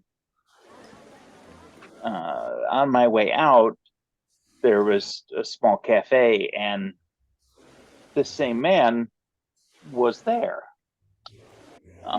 We had a brief chat, and I got thinking that if he could rejuvenate my mother in return for whatever it is that he's going to have me do, There's a possibility he could help me for some sort of unscrupulous deal. I don't know that much about him. He seems very friendly, and he was very helpful at a very rough patch. So I trust him based on that. But I've only met him a couple of times. I understand. But I would be remiss if I didn't put that option as available for you. I would be happy to speak with him if you think that is within his range of capabilities, but I'm also optimistic about just traveling to a bigger place or finding somebody a little more knowledgeable. I'm happy to speak with this man that saved their mother. I don't necessarily want to be a decade older than you, but Well, she was significantly older than I was at the time. Okay, understood.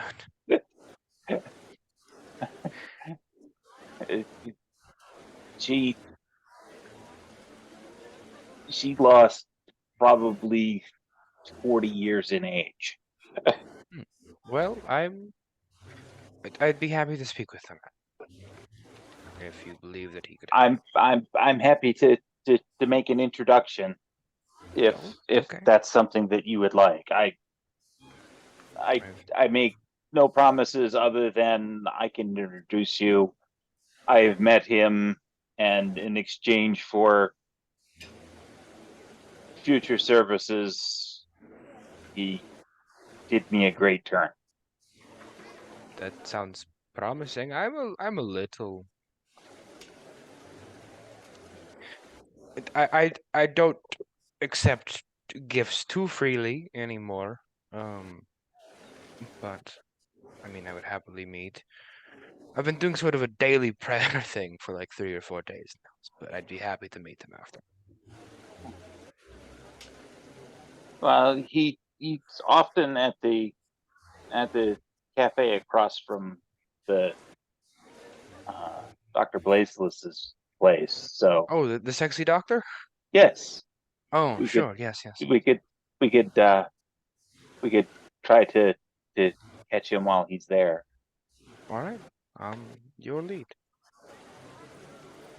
So we'll tromp up there, close to the noon meal time, I guess. Okay. You two head over there, and true to his word, you see the finely dressed red-haired gentleman residing. And he's in the cafe. He's having a little dinner, some sort of pastry, and is just enjoying his time there. You see, he's sort of speaking with this woman with blue eyes, and she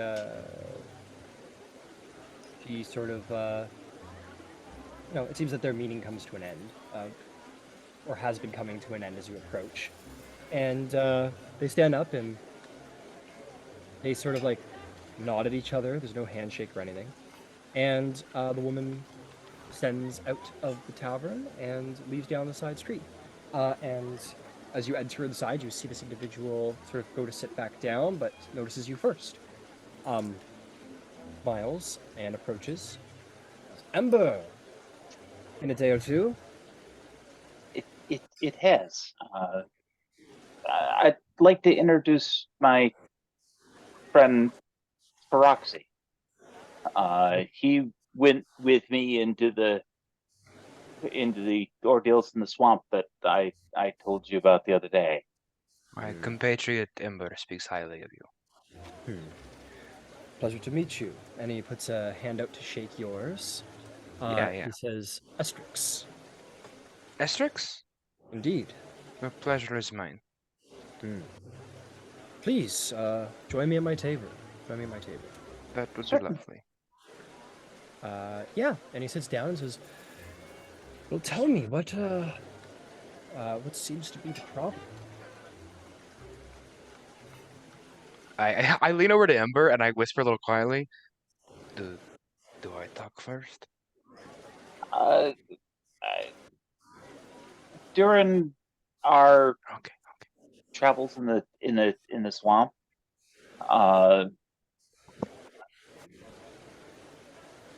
my friend was pretty grievously wounded, as you can tell by the patch over his eye. I did not have a cane, and I had 2 eyes roughly 2 weeks ago. Recent injuries, then. Yes. I know that you were able to help my mother in exchange for future service, like we talked about. I didn't know if that might be something that maybe you and Feroxi might be able to come to some sort of arrangement on, if it's within your ability to do. There weren't, well, frankly, this is not the place to get those sorts of injuries fixed. No, they are not. People usually require quite a bit, and the people who are capable are usually in much larger cities than this place. Correct. He sort of So runs his hand through his beard and sort of looks at the two of you quizzically. His eyes definitely lingering on you, Ember, and kind of looking back to you, Feroxi, and says, let me ask a question. You two intend to continue your travels together? I think so. I enjoy his company. He's very brave. Ember has proven himself a talented chef and a good companion. I see. If that's the case, then I may be able to help. Ember, I wish to see you continue to expand. You're already impressing me. I wish to see more, and if that's the case, then I would offer you some knowledge freely to pursue, if it is what you desire to do. So long as you get Certainly. together, use the opportunity to expand an ability. I would welcome any advice that you may have. Excellent. I would advise you to spend some time hunting around Stilben, and when you do so, inquire after a name. Have a moment, just getting the name out. Oh, seek rumors and knowledge of the Moon Mistress. There's some stories that have been coming out of the north of this individual. And she, I have no doubt, will have the ability to help you with your current ailments, Feroxi. And in pursuing, you may learn a thing or two, grow and expand in power and such. That is my recommendation. And that is information I offer freely for now. I'd like to see what you do with it. All right. Thank you Okay. for this. Yes, thank you very much.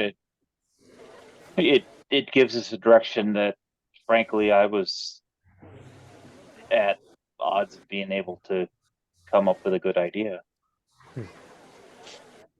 Hunt around. I'm sure you'll find much more information than I have provided. I hope you'll understand that I am being somewhat vague, because I am interested to continue to see you expand, Ember. You are growing quicker than I expected.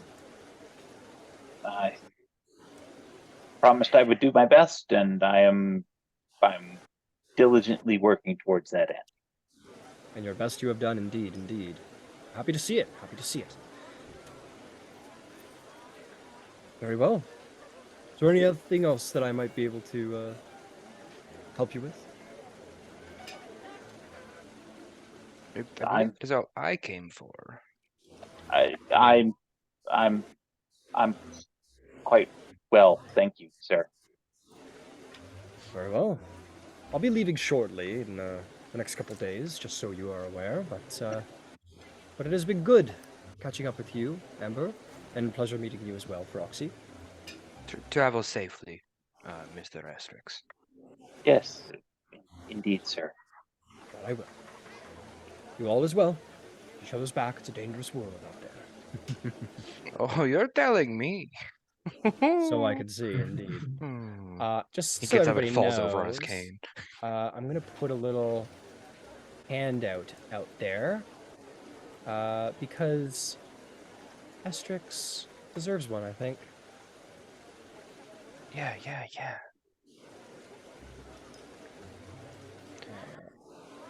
we are. I don't have a single working tab, but we'll figure it out. It's a roll 20. I'm gonna provide more information in a second. I was actually kind of scrambling for character art.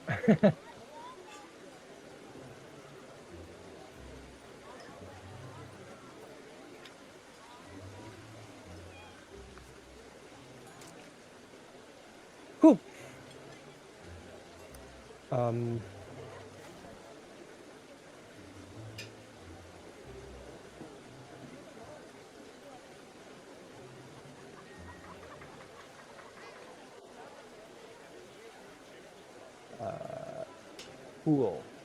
Cool.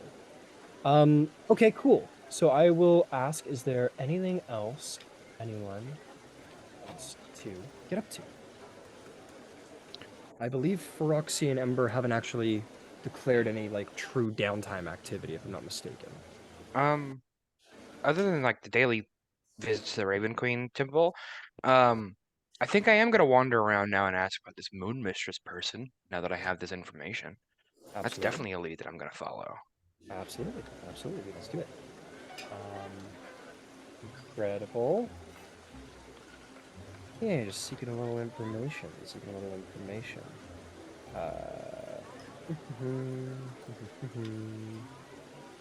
Hell yeah, my computer's working again. We love that. Okay, I think I'm just going to treat this as a sort of modified carousing. Why don't you go ahead and roll me a...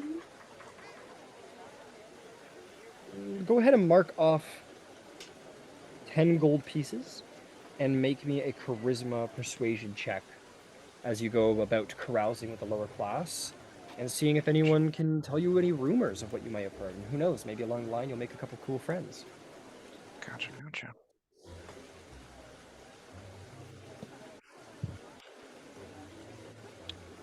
Where'd my D20s go? There we go.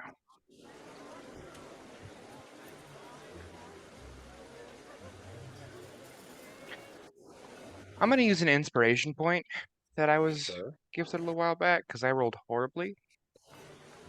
I got a 9. It's a natural 19 for an 18.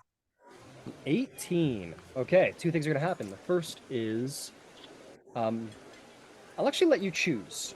I'll let you choose here. No, never mind. So you're going to get a decent chunk of... Sorry. When I speak, I'm also sort of thinking while I'm speaking, so... You're totally sorry, good. Don't mind. So you're going to gain basically a well of information about what's going on, and then the second one, I'll give you a choice. But we'll deal with that in a second. So what you learn first is some information about this Moon Maiden. You go talking with some individuals in the bars, and you get to sit down with a couple of individuals who are sort of drinking, carousing, and having a good time. And you bring up the Moon Maiden, and they'll go, oh, the Moon Maiden. Oh, you've been hearing about that around. Oh, there's all kinds of nonsense about this Moon Maiden business. Up north, actually. Sorry, the module is being an asshole. Oh, it's the Moon Mistress, not the Moon Maiden. I apologize. I was wondering. Yeah, sorry, I put things in my brain sometimes and decide to listen to it. Says, oh yes, up north. I'm actually going to open up the map so everybody has a little context for what I'm talking about when I talk here. It goes, oh yeah, north. If you go past the Katoll Swamp up the Lucidian coast, you're going to find the Morin Lake. Yeah, they say the Moon Maiden is up there, and she, I don't know, there's all kinds of rumors about her. There's, what's to say? They say that she is a beautiful, ageless young woman who grants boons to people who come to her island shores in the night under the moon, and they say that being a mystical, beautiful woman, some people find themselves having a night of desire that they've never felt before, or maybe other things that they've been seeking. She grants boons of all kinds. But yeah, it's sort of a thing that's been coming down from the Morin Lake. There's been all kinds of trouble up there. Very interesting place. Some say that she's a spirit. Others say that she's a sort of fey nymph or something. But all agree that despite all of the mystery, that she's got magical powers, and some people go to see her, and sometimes they disappear because of the dangers on the lake. But if they do get there and get back, usually great things befall them. That's what they say. Yeah, if you're looking to meet her and see what kind of powers she has to help you, you should head up to Rhina. I'm sure there's no shortage of locals who have information and rumors and such about the Moon Maiden. What town did you say? Drina. Drina. I see. Drina, Cool, it sits cool. on the southern shore of the Morin Lake. It's a fine little village, and has its own novelties. They'll go into that and say, yeah, Drina, it's a little town, sleepy little town, Drina, and the community there, it sort of thrives around the lake, and yeah, that's all. I mean, I've never been there, but I hear it's a nice enough place. I think, yeah, Feroxi absolutely latches on to the whole moon thing happening here. Just based on the few memories he has of being a kid, and just like, yes, this is exactly what I should do. Of course. I think I also lay down like 3 silver for these cool dudes at this table. Well, you don't need to worry about that, because that's what the 10 gold is for. That's yeah? like buying Okay, them cool. drinks and stuff like that. And I just like these dudes. Hell yeah, sounds good. yeah. So my second part of this is, because you rolled high enough, I'll give you a choice. You can either make an allied contact, or you can gain an extra piece of information regarding the Moon Maiden, or the circumstances around her anyway. Up to you. I want to start meeting just a lot of people. I think allied contact sounds cool. So, what is your charisma modifier? Oh, it's a -1. -1. Yeah. -1. Yikes. So here's what I'm gonna say, because He's just awkward. no, that's okay. So you can have 1 plus your charisma modifier in unspecified allied contacts at any given time, which means you can have 0. Okay, So, gotcha. So I'll take that extra piece of information. Take that extra piece of information, which actually I think you're gonna find quite interesting. Okay. As you're talking with some of these individuals, they're like, "No, I don't want to be a friend," and walk away. I don't want to owe you no favors. Sorry. Classic Feroxi conversation. They'll say, "Oh yeah, there's been some misfortunes up in Drina. It's a nice enough place, but they've had their misfortunes recently. so misfortunate that they say that there's this blood hunter up there. They say that the town has caught a unfortunate travelers up there for some reason. It's got everybody on edge. But this a rumor that some blood hunters showed up in town and won't leave. And nobody really knows why, or at least not here in Stilben. I mean, it's far enough away. But yeah, if you end up heading there, just watch your back. You never know what these blood hunters are gonna do. Yes, blood hunters are crazy. Yeah, Of course. you're no kidding there, eh? Hey, what's all those scars on your arm? I'm very depressed. And he just leaves. Like, they're like, anyway, and I go back to -1 modifier. Anyway, so that is what you learn. Not only is there this mystical moon maiden who grants boons and favors and the like in the middle of the Morin Lake, but the local village of Dryna has a visitor, a blood hunter, it seems. Gotcha. Cool. So, hope you like your downtime. And Ember, our last downtime member, I don't believe you've committed to a long-term or like a 5-day downtime thing that you wanted to gain. Is there anything that you had in mind? I just go carousing for contacts. Okay, and just to remind, well, we're at the end now, but there's gambling and there's crafting and all kinds of stuff. But yeah, if you want to go carousing, no problem. Go ahead, and would you like to carouse with the upper class or the lower class? Lower class. Fair enough. 10 gold pieces. Go ahead and make me a persuasion check. Oh, Feroxi, roll me a d10, by the way. Absolutely. Would love to. What'd you get, Feroxi? D10 is... I got a 6 and a D10. All right, you're good. No complications. Hell yeah. Not married. Not married. What did you roll there, Ember? Net 20 for a 26. Ooh. God damn, your dice are That's hot. Just like Ember. Go ahead and roll me now a d10.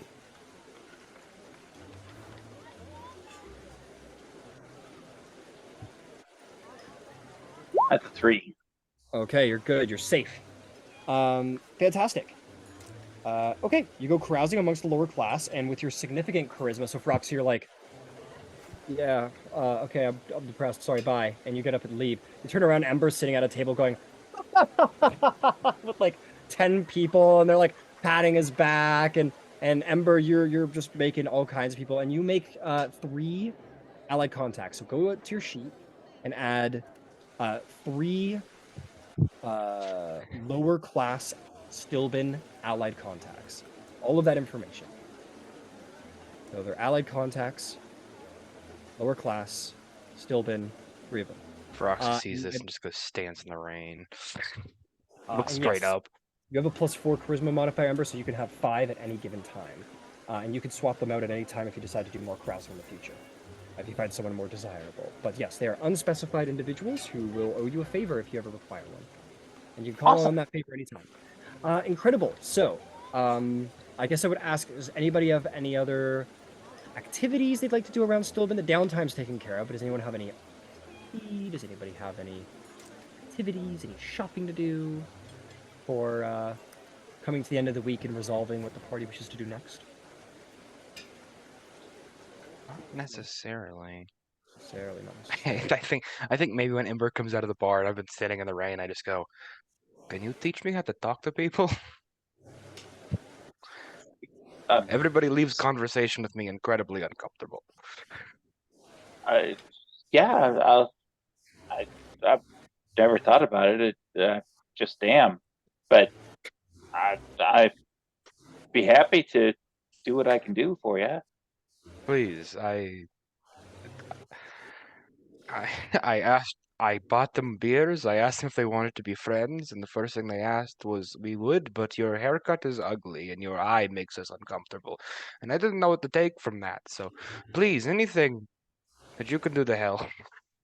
Most of the time it's about listening to them and getting them to talk about themselves, because that's everyone's favorite topic. So, you get them going, and then you can kind of steer the conversation a little bit. And, Okay. that's, people want an opportunity to, complain about the, Hmm. stuff that's going on in their day. And, if they can leave a little happier and a little lighter, then you make friends. And that's how I do it. Okay. Yes. Thank you. I will ask you for more counsel later. Oh, absolutely. Anytime. Did you find anything out about the Moon Maiden Yes, Mistress? I actually did. I will probably say more in depth to the group if we group back up. I don't know, but We should get the whole party together and okay. and Okay. and I let them learned know about interesting that. things. Absolutely. Let's go see if we can't find everybody. We'll have dinner at the inn.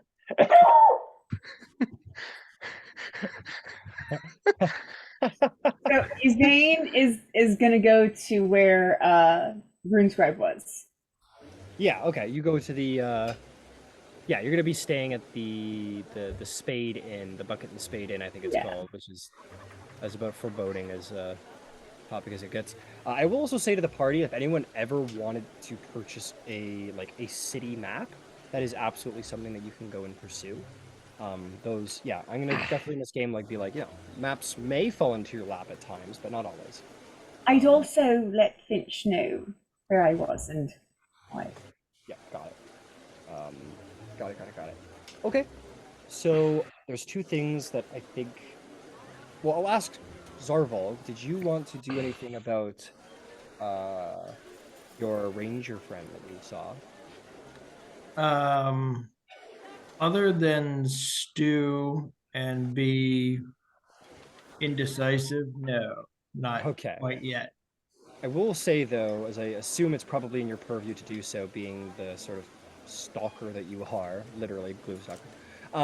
You might see him here and there, and you see him coming out of various taverns and bars throughout the week with, I don't know, occasionally a woman of the night, or a man of the night, or a group of people who seem to think he's the shit, and his purse seems to be rather full. And he's not a very boisterous ha ha ha kind of person. He's a pretty low key individual, but nonetheless, it seems that his coin seems to speak for him, and he seems to be kind of popular around here, and just seems to be enjoying the week. In the night, you rarely see him during. I don't think you even do ever see him during the day. You see him in the evenings and in the night times before you're heading out of the city, and he doesn't seem to recognize or see you. But no, I wouldn't imagine he would recognize me. He seems comfortable here, though.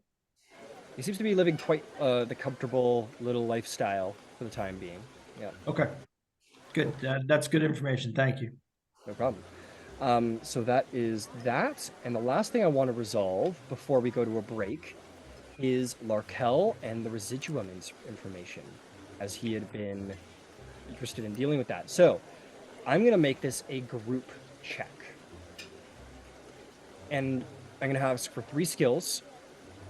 These will be straight rolls, though no help action is going to be able to help here.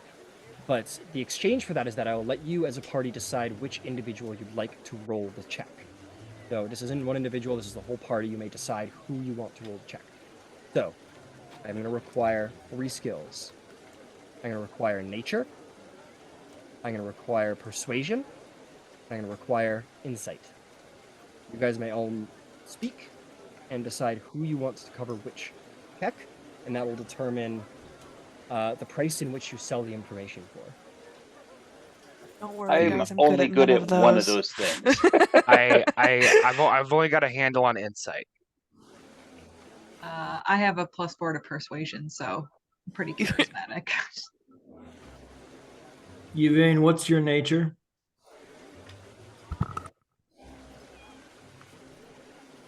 My nature is good, not great.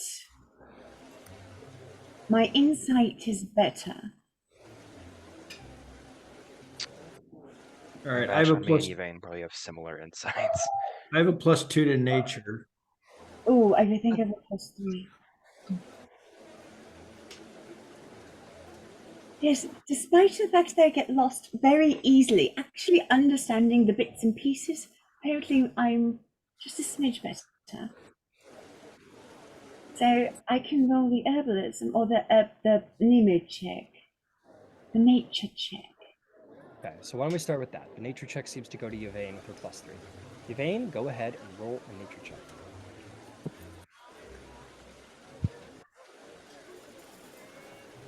Don't suppose my herbalism kit gives me proficiency bonus. No, it does not, I'm afraid. But worth putting out there. If you guys have skills and abilities you think may aid, please let me know. So it's a 12 on the dice, which makes it 13.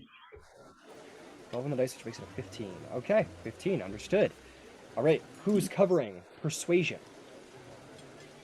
Not me or Feroxi. I can. Ember or Finch, sounds like? I'm gonna let Finch do it, because if I did it, I would feel obligated to roll at disadvantage. Fair enough. Okay, Roxy or Finch, go right ahead. A nat 20. Nat Fuck 20! you. For a Beautiful. total of what? So the total is 24. Yeah, very nice. And lastly, who is going to be our insight person? I got pretty good insight. I I have a +3. have a +5. So, all right. All right, sounds like Feroxi's taking the insight. Go for it. Gotcha.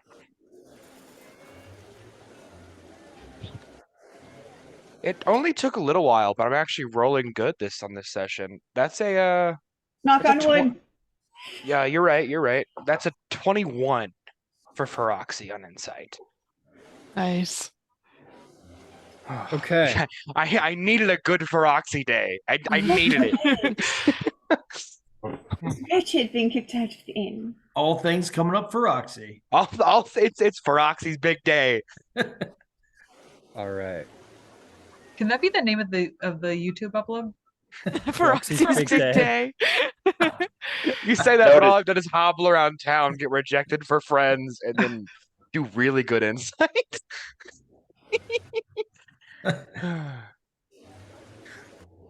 Oops.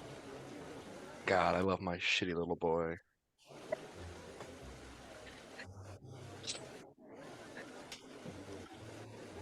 That really got you, Ryan. I'm sorry. It's just self-deprecation shouldn't be this funny. Is all. I don't know. I don't know. I have to appreciate them.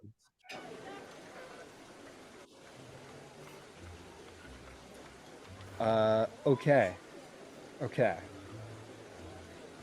They are willing to sell you all, or they're willing to pay you all a handsome fee of 600 gold pieces for the location of the residuum. As a party. Nice.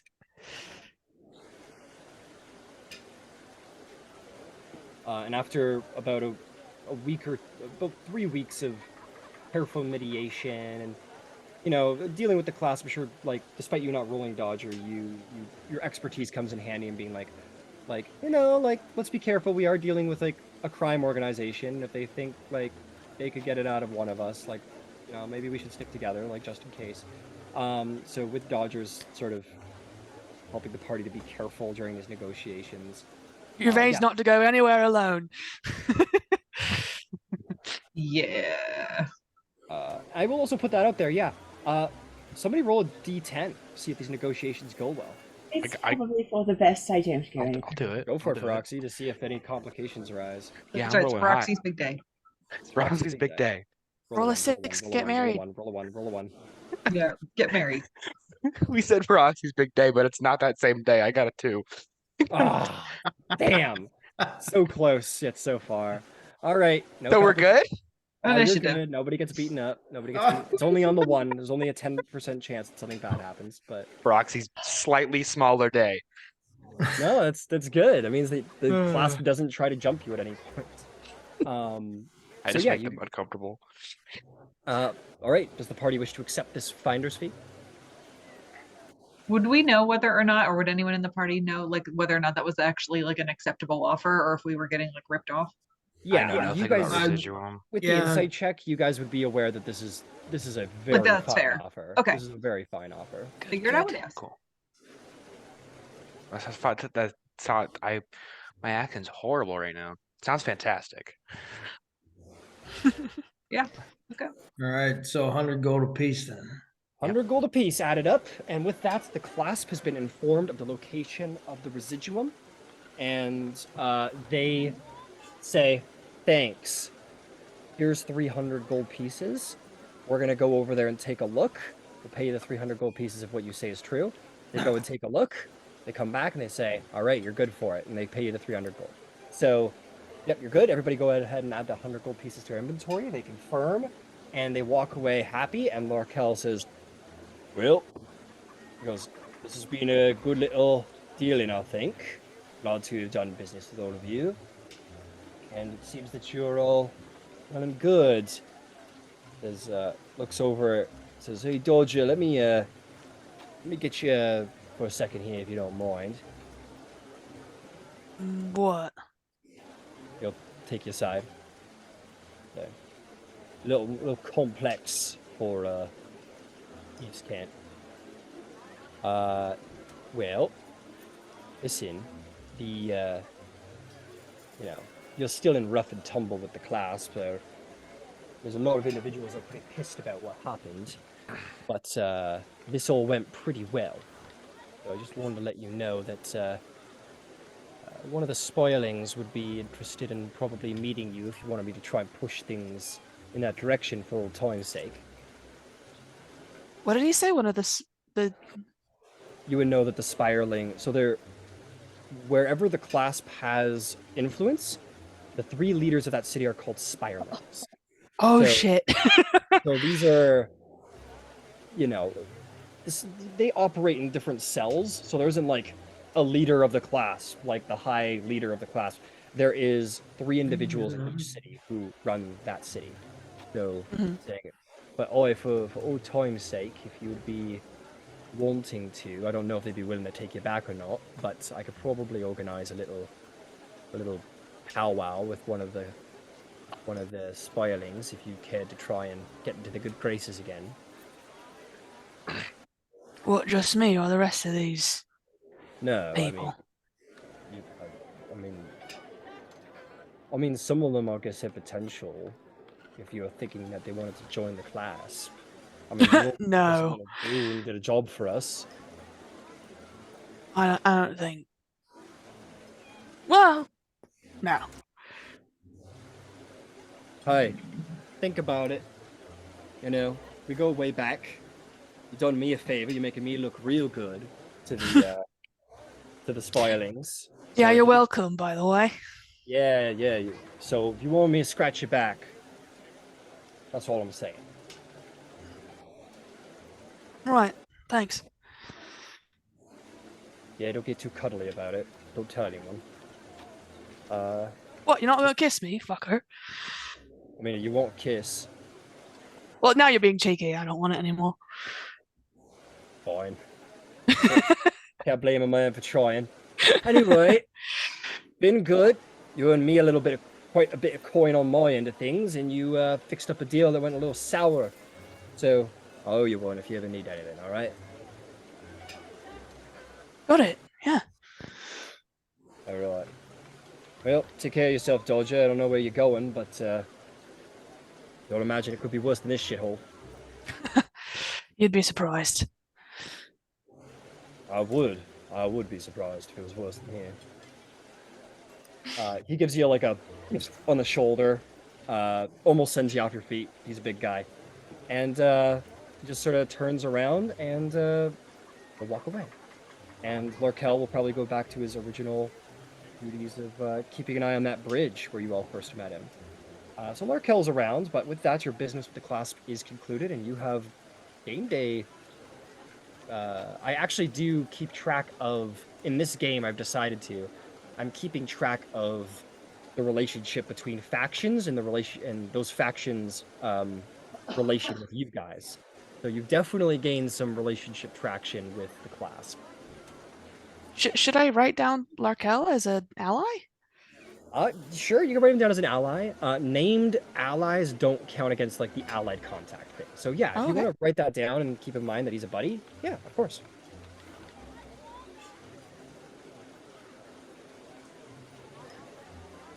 see. The class.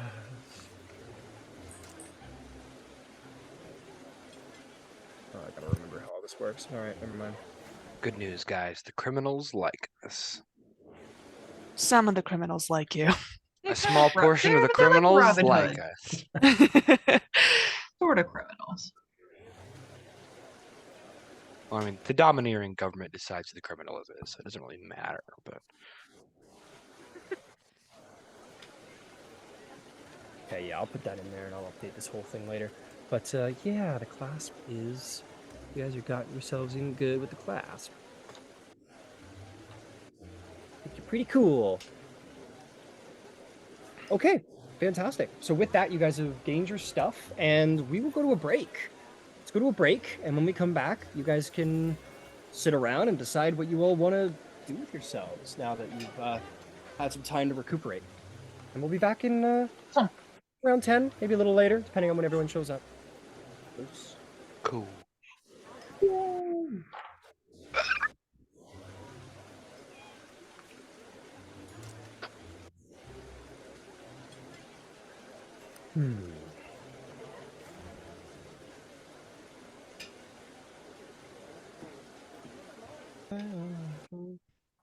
Who are you?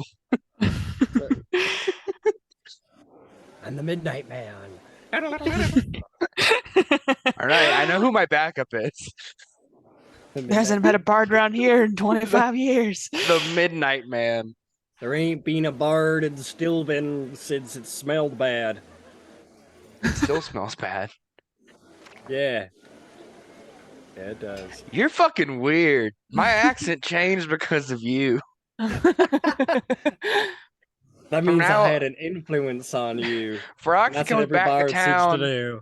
Froxy come back to town. He's just talking straight up like he's from Texas again. There's no problem here. I am inhabited by the soul of Padako.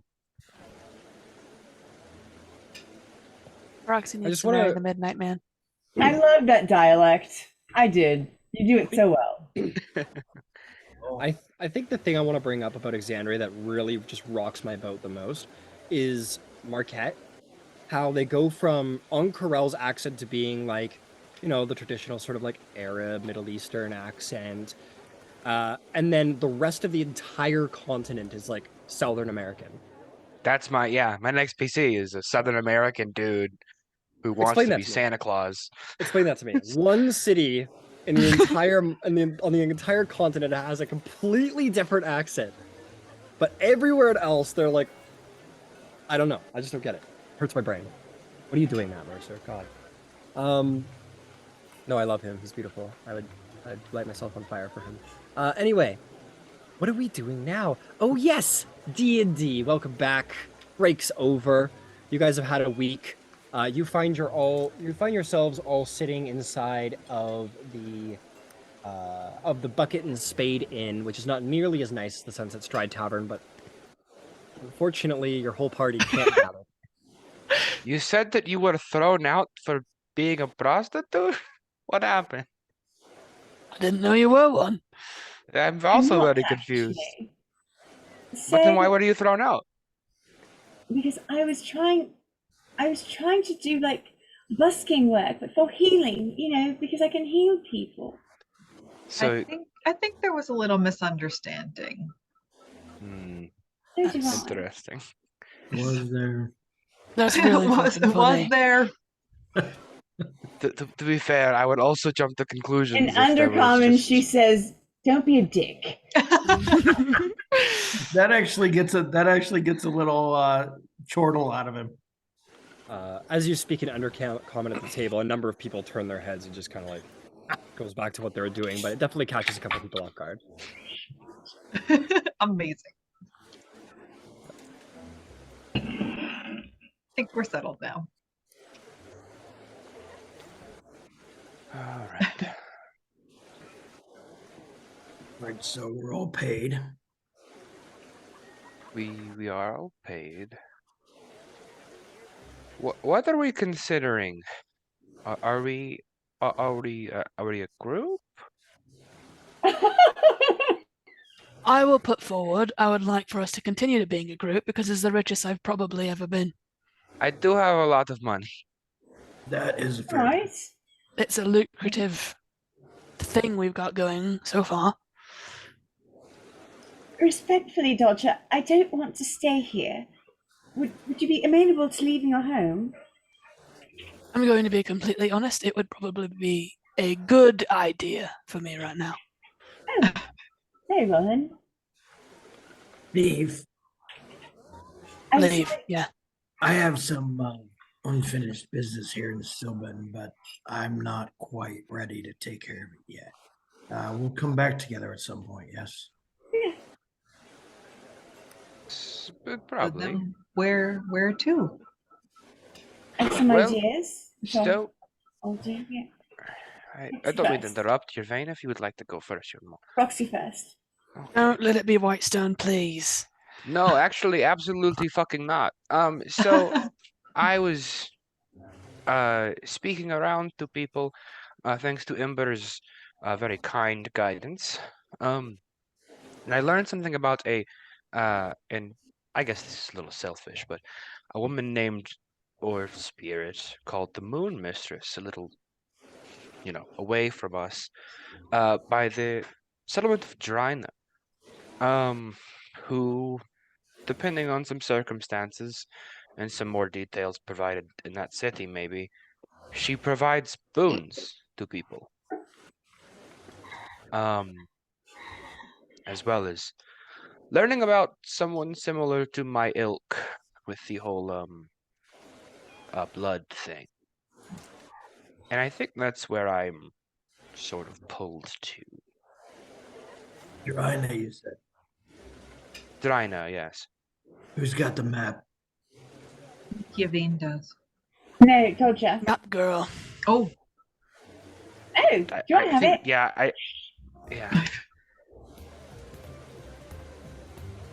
okay, Zarvo. let's take a look.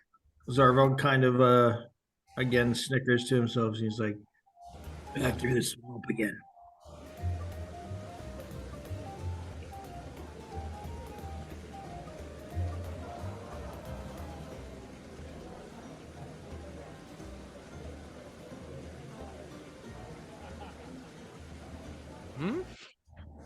What's going on?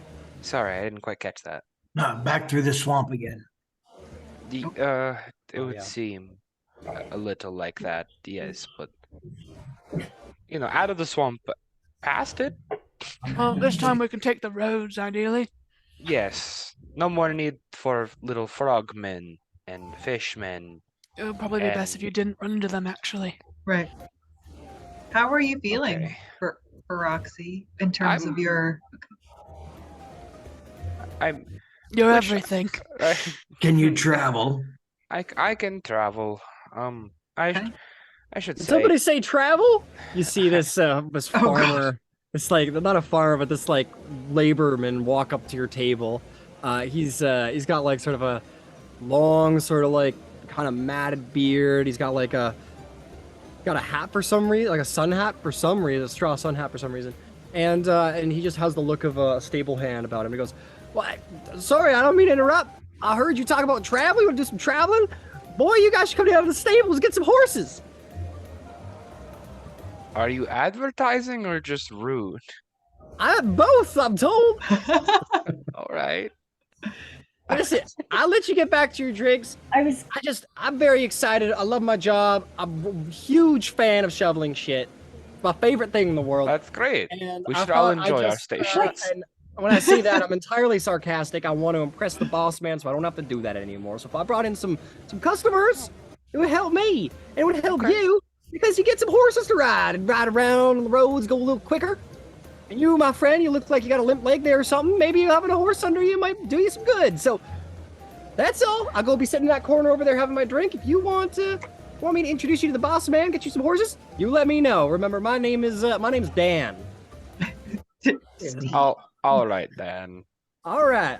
Fuck off, Dan. All right. Okay, I'll fuck off now. Sorry. Feroxi is more and more coming to terms with the fact that even his newfound friends and strangers point at him and go, "Hey, you're crippled. Did you know that?" So I think he's just like, chilling. So We do I only was have going to recommend horse we so get far. a cart, but if everyone got horses, that would be even better. I would prefer to not ride Yvain anymore. Roger chokes on his drink. It's not like I did not enjoy it. It was just Stop! Stop! You're making This it worse. This Well, is not see, helping. no, with the issue is okay. The previous Feroxi. previous accusations. Okay, all right. Anyway, what I was going to say before Dan interrupted me and reminded me that my leg is shattered and my soul is broken. Finch, I know I was a little grumpy about it, but I do want to wholeheartedly say thank you for healing me consistently in our little You're adventure. perfectly welcome. Yeah, anytime. Yes, I feel like I was not reasonably appreciative. But That's okay. anyway, No, I understand. Drino going through a seems to lot. drag me horribly much. And horses sounds nice. Horses do sound nice. To the stables then? Wait, what? So why are we all going to Drina? I understand why he wants to go. Is there a reason we would split the party at this point? Well, I'm And the going lucrative. because I considered Feroxi a compatriot, and he became injured during a business venture. I feel it is my obligation to see him made whole if we can. And if this Moon Mistress is somebody who can grant a boon of that nature, then I think it behooves us to go explore that option. That's well said. Zarvog looks at Ember and says, "Oh, so you're definitely going." Oh, absolutely. If I may. So, I don't really know any of you, but I should like to. It's crazy out there, and it's so much easier with a group of folks. Together, we'll make money, and I won't do anything else alone, and so no one will have any weird ideas, and we'll only get into the good kind of trouble. I don't know. Let's just go together. It'll be fun. And for what it's worth, if I read this map correctly, Drina is about halfway-ish between here and Whitestone. So perhaps if we can get... We could finish your job, Yvain. Yeah, and that is so important. But it occurs to me that since I've already failed spectacularly, when I get there, I should be able to tell them what I've been doing since I failed so spectacularly. Like, I shouldn't go a complete failure. I should go a complete failure, but with something else, cooking. So there's this place called Westrin, and see, it's right there on the map.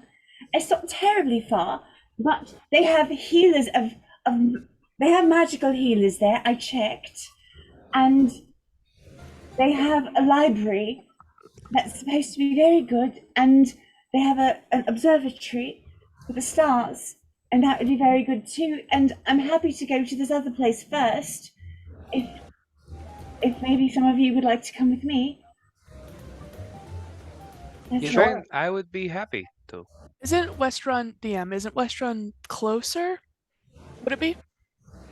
Westrun from you guys to Drina? You went straight as the bird flies, which is not going to work, so let me be a little bit more exact. If you went through the Katwal swamps, which is pretty dangerous, long term anyway, it's closer if you cut through the Katwal swamps to get to Drina, but you would have the benefit of the roads to get to Westrun. Luckily, you have a ranger in your party, so the swamps wouldn't slow you down. But you could stop in Westrun and see the sights in Westrun, and then take the roads to Drina. It's up to you guys what route you want to take, really, at the end of the day. We'd also practically go through Zephyra. There are Ashari in Zephyra, the Ashari could have healers that could know something. I don't know. I feel like we could maybe find him a magic eye before we left. Maybe we could fix that at least with an object and make that better. We can deal with the movement by putting him on horseback. And I have an idea of how to fix this, at least temporarily. I just need to find someone who understands working with leather and someone who does theatre.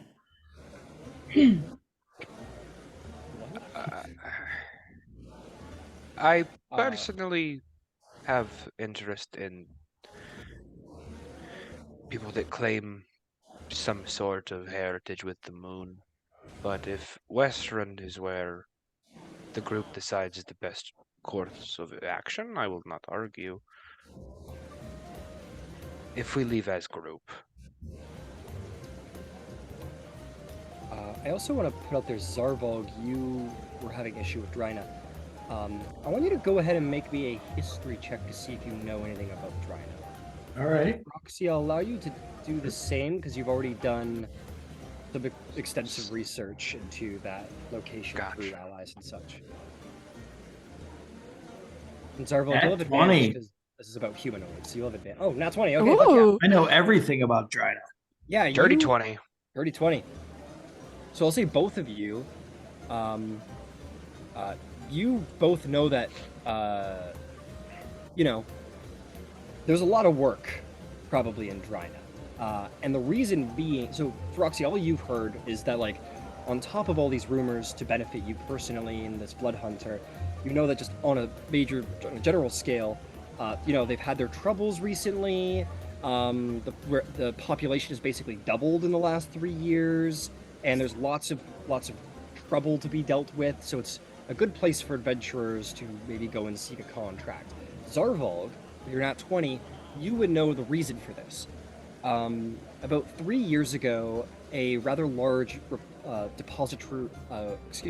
rather large amount of residuum was found in the Morin Lake that had sort of flowed down the river from Whitestone. So with that, prospectors flocked to Drina to start taking up as much of that as they could and selling it off, which means that there's lots of horse thieves, petty criminals, you know, overpopulation. It's a sort of turbulent time for the town, which means that there's probably lots of work to go around. So if your adventurers were looking for contracts and money, it might be a good place to check out. I like it. Side note, that's all. But I also will say, for anyone, mostly you Zarvolg, my ranger friend, Zephyra indeed is an option, but just like before, getting the help of such a high-level powered magic from a respectable individual would require a pretty decent boon. One that you may or may not be capable of completing. And more than that, traveling up into the deep mountains would be a voyage unto itself.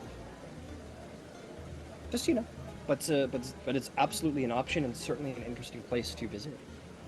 I think we have one member with some very specific information, and we already know the way through the swamp, so I'd prefer Drina. Roxy like fist bumps under the table that he got Zarvolg on his side.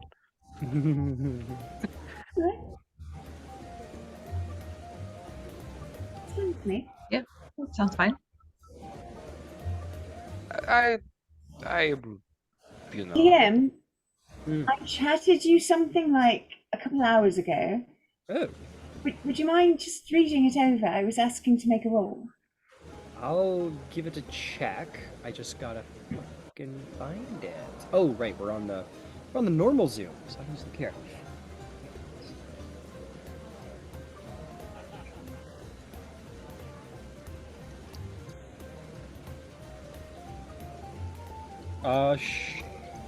Sure. With the idea of taking a piece of skin and gluing it down, creating a seal. Because if we created a seal, it would solve the vacuum. Ew. Yeah, Maybe a gross. maybe a medicine Ew. check, Yvain. Yvain's just staring deeply and intently at my somewhat healed wound, Well, but I was trying to do it Big gaping throat discreetly. Your throat Which is hole. why I asked to roll for hey, discreetly. Feroxi, I know I haven't had any Hey, interaction that's with a you prior natural to this, but I'm 20. fucking staring. I'm staring hard. Is that cool with That's a you? natural 24, 23 total. Jesus. Okay, that's a 2023 total. I'm sorry. I just gotta be sure I heard what I think I heard. You want to make a Leather like a is flesh skin, cover? right? So I was going to Oh. ask the leather Oh. worker what I thought you kind wanted of to leather graft closest skin to from the human part of the That's skull. what you wanted a leather worker We're for? going to make a patch. Look, I've thought about this. We're going to make a patch of leather, skin, and we're like theatre people use glue to put glue on the faces with stuff. So we're going to put a patch. We're going to glue it down, and it should create a suction, and it will make it so that he can breathe. It won't be perfect, but he can breathe. We can put an ascot over it for the love of God. I'm trying here. It's in There's the no temporary. way this is better than having a hole in your neck. If you could okay, breathe hang on. Was Let it me Oh, not look never at- get mind. insanely this. I'm sweaty? sorry. I'm sorry. It was stupid. I'm sorry. No, it's not stupid. It's No, not stupid. It's a it's a So fun I will idea. It's say creative. this. Yeah. It is creative. So I will say this. So yeah, the nature of the injury is in like he's walking around like one of those people who's been smoking like 3 packs a day for the last 50 years and has like a hole in their throat. It's not quite like Hello. that. It's he has like significant scarring down here and it has healed. The problem isn't that he's missing like he has a hole in his neck or anything. The problem is that like it hasn't healed correctly and there's not enough like tissue in his actual throat to heal that correctly. So air sort of escapes into his like out the air pipe a little bit like under the skin. So it's the windpipe that's the issue, not the actual flesh surrounding it. So true to what the good doctor said, this requires exceptional magic. There's simply no way around it. As for his ability to walk, he in this game. His ability to walk in this game. His ability to walk. Sorry, my words weren't working. I would say Feroxi maybe a little bit one side than the other, but not like a leg is damaged. What you assume is going on here is that there is pelvic damage that has not been healed correctly. Like it's not the leg bones or anything at the legs, more the pelvis area that has been shattered and hasn't had the ability to heal correctly. So that's what you think's going on, and you look and you're thinking and investigating ways to try and make it better, but unfortunately you think that this is just simply a beyond classic medicine. I was thinking more like MacGyver as opposed to, medicine. I understand. So I'll simply say let me put it this way. For whatever tactic you may wish to apply to Feroxi, it will require nothing less than a divine magical miracle to bring him back to his original state. All right. Well, we can at least get him an eye. Nigel, would you know how to procure something like that? Yeah, Feroxi, you were told by the expensive doctor that he could attempt to. What, like a fake eye? Yeah. Yeah, probably. Stilben's fucked up. There's probably lots of people missing eyes here. You could probably find one that sees. Oh, that might be a little more I Something was magical. told rough. I was told the magic eye would be very expensive. Yeah. How They didn't expensive is know very where magic expensive. goes. The patch is fine. All right. I appreciate it, Yvain. You are very kind. You are very sweet. I mean, he's still got the other eye, so maybe if he loses the other one, then we'll think about it. Alright, Yeah, and just as you a know where we're reminder, going? the magical eye that you were told about would be a couple dozen gold. I believe. I think I Dozen might have gold? said yeah, I think I said something like You said 100. You said I said- several hundred. several hundred. Yeah, I think I'm gonna take it back because it's a common magic item. So I would say Oh, well, he would have to actually procure it. Okay, that's why I said that. Okay, no, yeah. I would say, like, You gave me 100 hope for a second. I know, sorry. I just Larger logicked has it all means of back out procuring again. I would things say that about are back 100 to 200 gold goods. pieces for the eye. Well, I have just barely 100, so I'm not gonna roll that dice. Yeah, okay. Yeah, because he has to. It's a simple enough magic item, but it's a matter of procuring it. Yeah, of and- course, or I get you. chancing it. It's difficult. Maybe later. In a place that's not so, you know, Gross. Right. not gross. It's fine. Eh, So, through the swamp in the morning.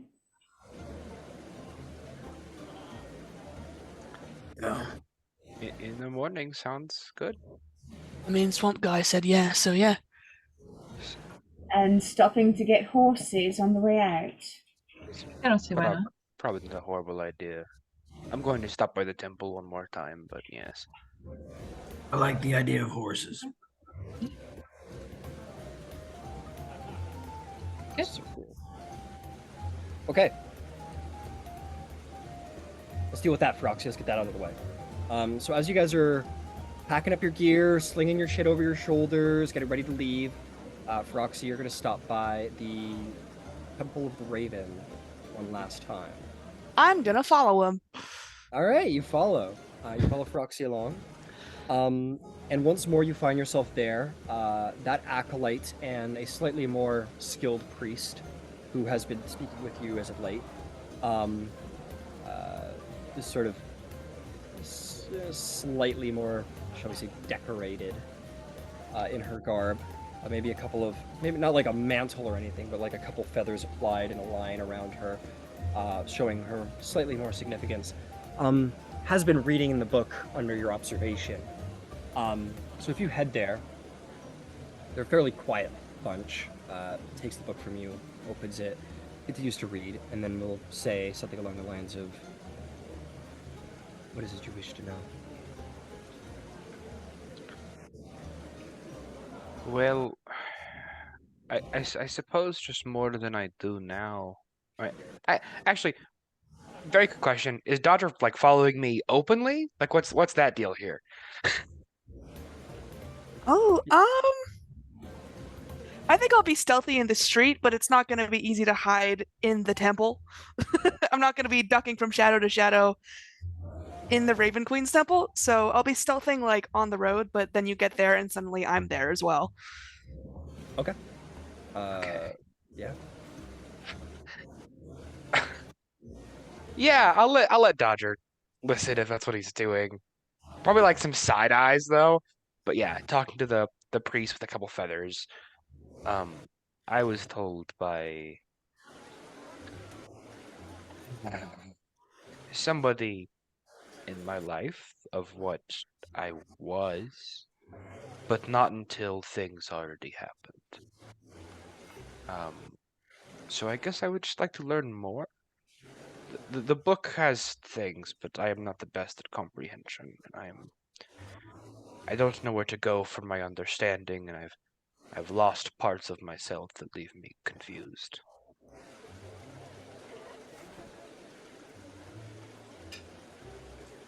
The Raven Queen did impart knowledge of Hemocraft upon the first Blood Hunters, and has done so since. This is how it is and how it has been. But our clergy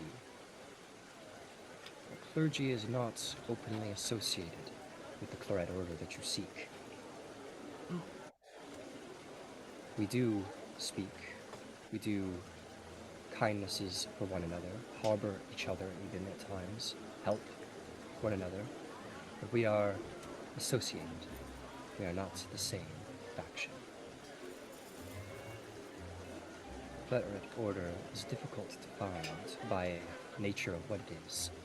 Secretive individuals, secretive groups of individuals, all of which who serve good using dark powers that most frown upon. that most fear.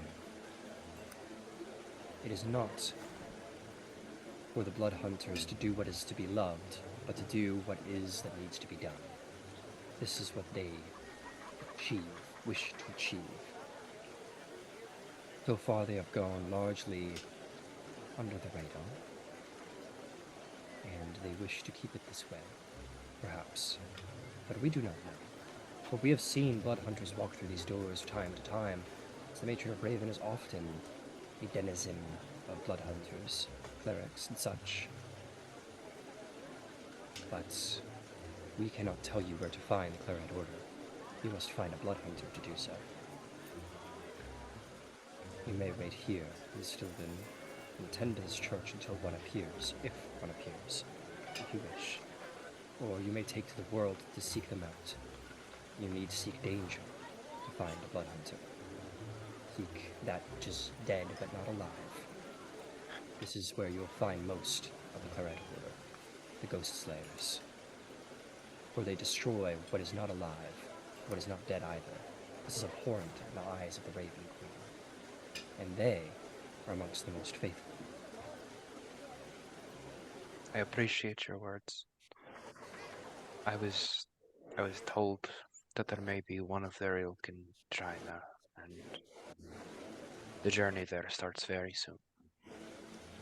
And it seems the Raven Queen has laid her fate upon you. Your fate is before you. If you intend to seek this blood hunter, maybe you'll find what you seek. This book has much knowledge, but it does not read your heart to you. She closes it, slides it across the table back to you. I wish you well, and know that what you are isn't necessarily a curse.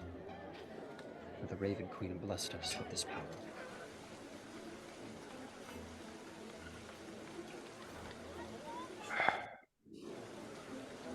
I appreciate your words, and they settle my soul just a little more. One last strange question. Is there a trinket of hers that I may carry with me on my travels, that I may take? She stands, and she leaves you, and goes into a room. And you wait. But 2 minutes later, she returns, and she takes your hand and places in your hand a medallion. She removes her hand, and it is a flat circle.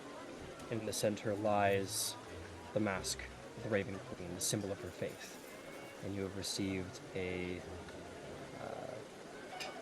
this would be considered a holy amulet. Okay. By equipment standards of the Raven Queen. Gotcha. It says, know this. What you hold in your hands is just a piece of metal. It is what is in your heart that gives it power. It is your faith that keeps the Raven Queen close. It's not such a bad thing for her to be close, for in life, she guides your fate, and in death, she'll guide you to where you are meant to be.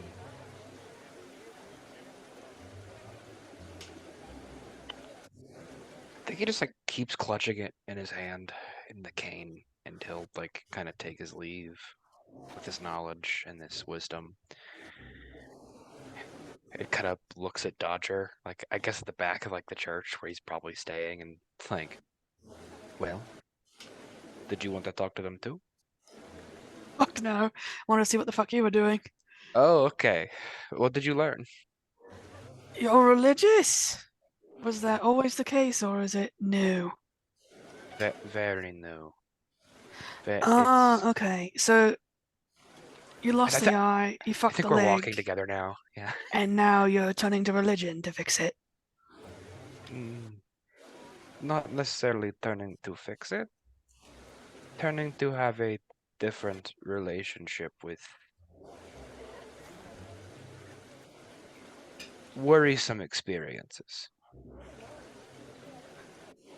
I don't think you've had anything but. Yes, so I would like to take them in stride instead of I spent 10 days sulking on the floor of a inn bedroom. I was despondent. That was horrible. Why were you on the floor? Hang on. The bed was too good. We can unpack that later. That's kind of fucked up, and We I'm not gotta ready walk. to get into Do it. you want to walk in silence in the town for like 5 minutes until we get back there? I mean, I don't want to talk about why the bed was. What the fuck happened to you in your childhood? Well, no, it's just that beds are uncomfy. Like, I don't know how you will sleep on them. They're so flat and they don't have like dirt or grass or the canopy of trees above you. You ever tried a waterbed? What? Waterbed made out of What? water. How do you do that? How does the water not go everywhere? There's water in the bed. How? I don't know, fucking magic or something. Wouldn't the fabric it's like moist and gross? I don't know how fucking magic works. It's water in the bed, and the bed shakes like it's water. I will ask Yvain.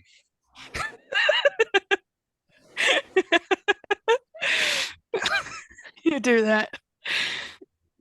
I would Uh, recommend it if they're uncomfortable. It might be you need a different experience. Oh, Well, I like floor and grass and dirt.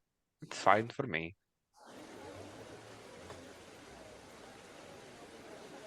Yeah, all right. I can't pretend to understand, but it's fine. It's okay. You should try it. You slept in that tree one time. What's the difference? I have tried it. I prefer luxury. Okay. It's just too fancy. How do you survive without dirt on your boots? Makes no sense. I mean, doesn't. What the fuck does? It's fine. Whatever. Struggling to. You think that I wouldn't like have dirt on my boots even if I was luxuriating?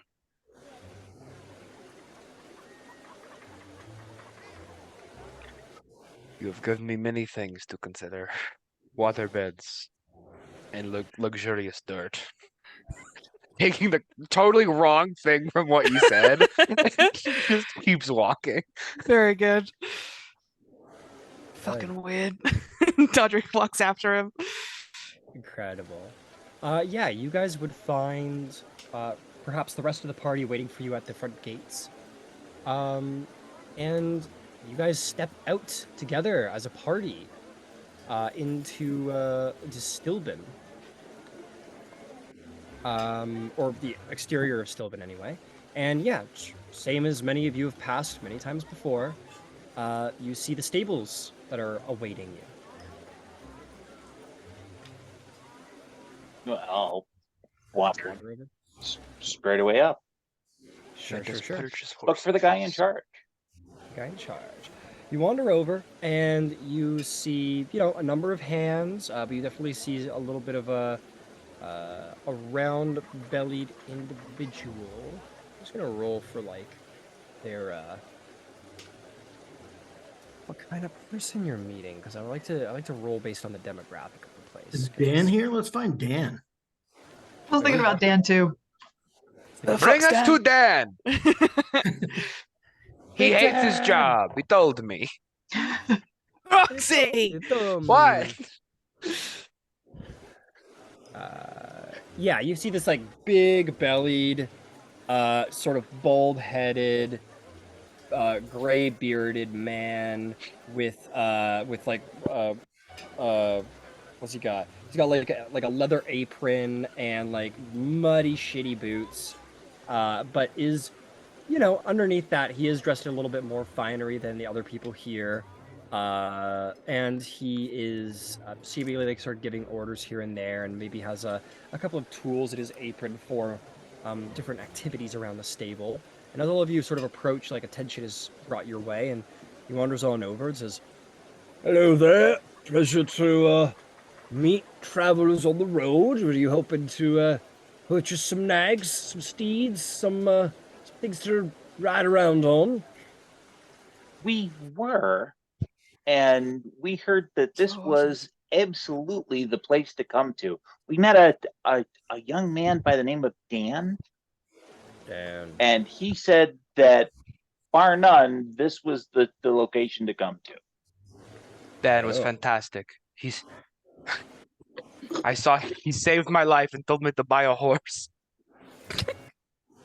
Roxy, make a deception check. Ember, make a persuasion check. Roxy's trying. I want to be loved. Well, nothing will help you when you roll a 2. That gives me an 8. An 8 for Ember. What did you get? For Roxy's big fucking day. Nat 20 for a natural 19. So you're saying this Ember, and he's like, you could like, you're like, oh, like this Dan guy, he's great. Like he really helped. You can see the guy's eyes are like, he's looking at you like, most of you can see he's trying to recall anyone he knows named Dan. He has quite a few stable hands, and maybe the guy's new or he doesn't give a shit about him or whatever. But then Feroxi's like, he saved my life and then recommended we come here to buy horses, and he's like, really? He told you to come here to buy horses. He saved your life. That's wow, good job, Dan. All right. Well, glad to hear that. The stables have already done you one service. Have to tell Dan. I'll have to tell Dan he did a good.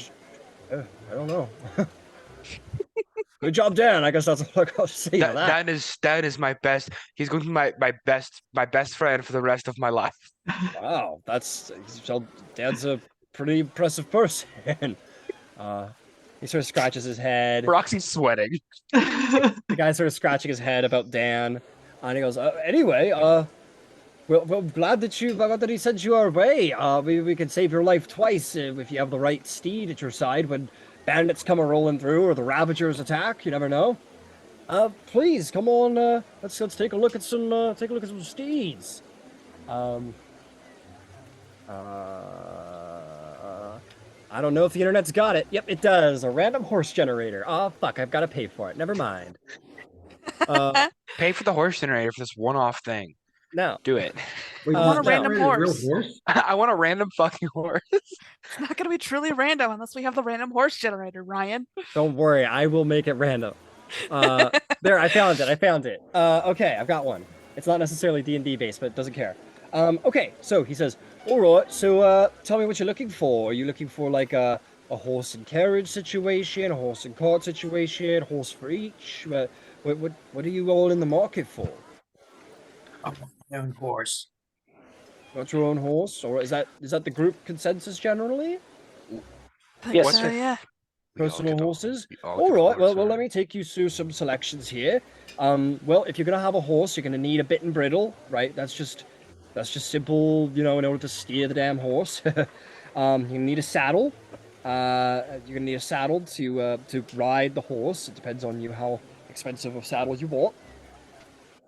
But certainly not least, the type of horse that you're going to want. We've got two types of horses here. We've got draft horses, which are, they're slower. They're a little bit more hardy, but they're a little slower. And then we have the riding horses, which are a little more expensive, but they're much more reliable, and they don't spook as easy, and they're proper riding horses. That's what you want to ride on if that's your personal steed, my friends. Let me tell you. So the draft horses go for 50 gold pieces. And they can move about 40 feet around. And the riding horses go for 75 gold, but they can move 60 feet around. And but the draft horses are a bit stronger, just a little stronger. So if you're looking to have a cart situation, or a pack animal, I might recommend the draft horse. But it's up to you. We also have mules and donkeys if you need something to carry all your feed, because you're going to have to feed the damn animals, right? I think horse and cart may be cheaper. I was thinking that maybe we could have some of us ride on the cart or switch off or do something like that. Zarvel can buy the horse and he could ride it as his own horse to make him happy, but I mean, maybe the rest of us cart.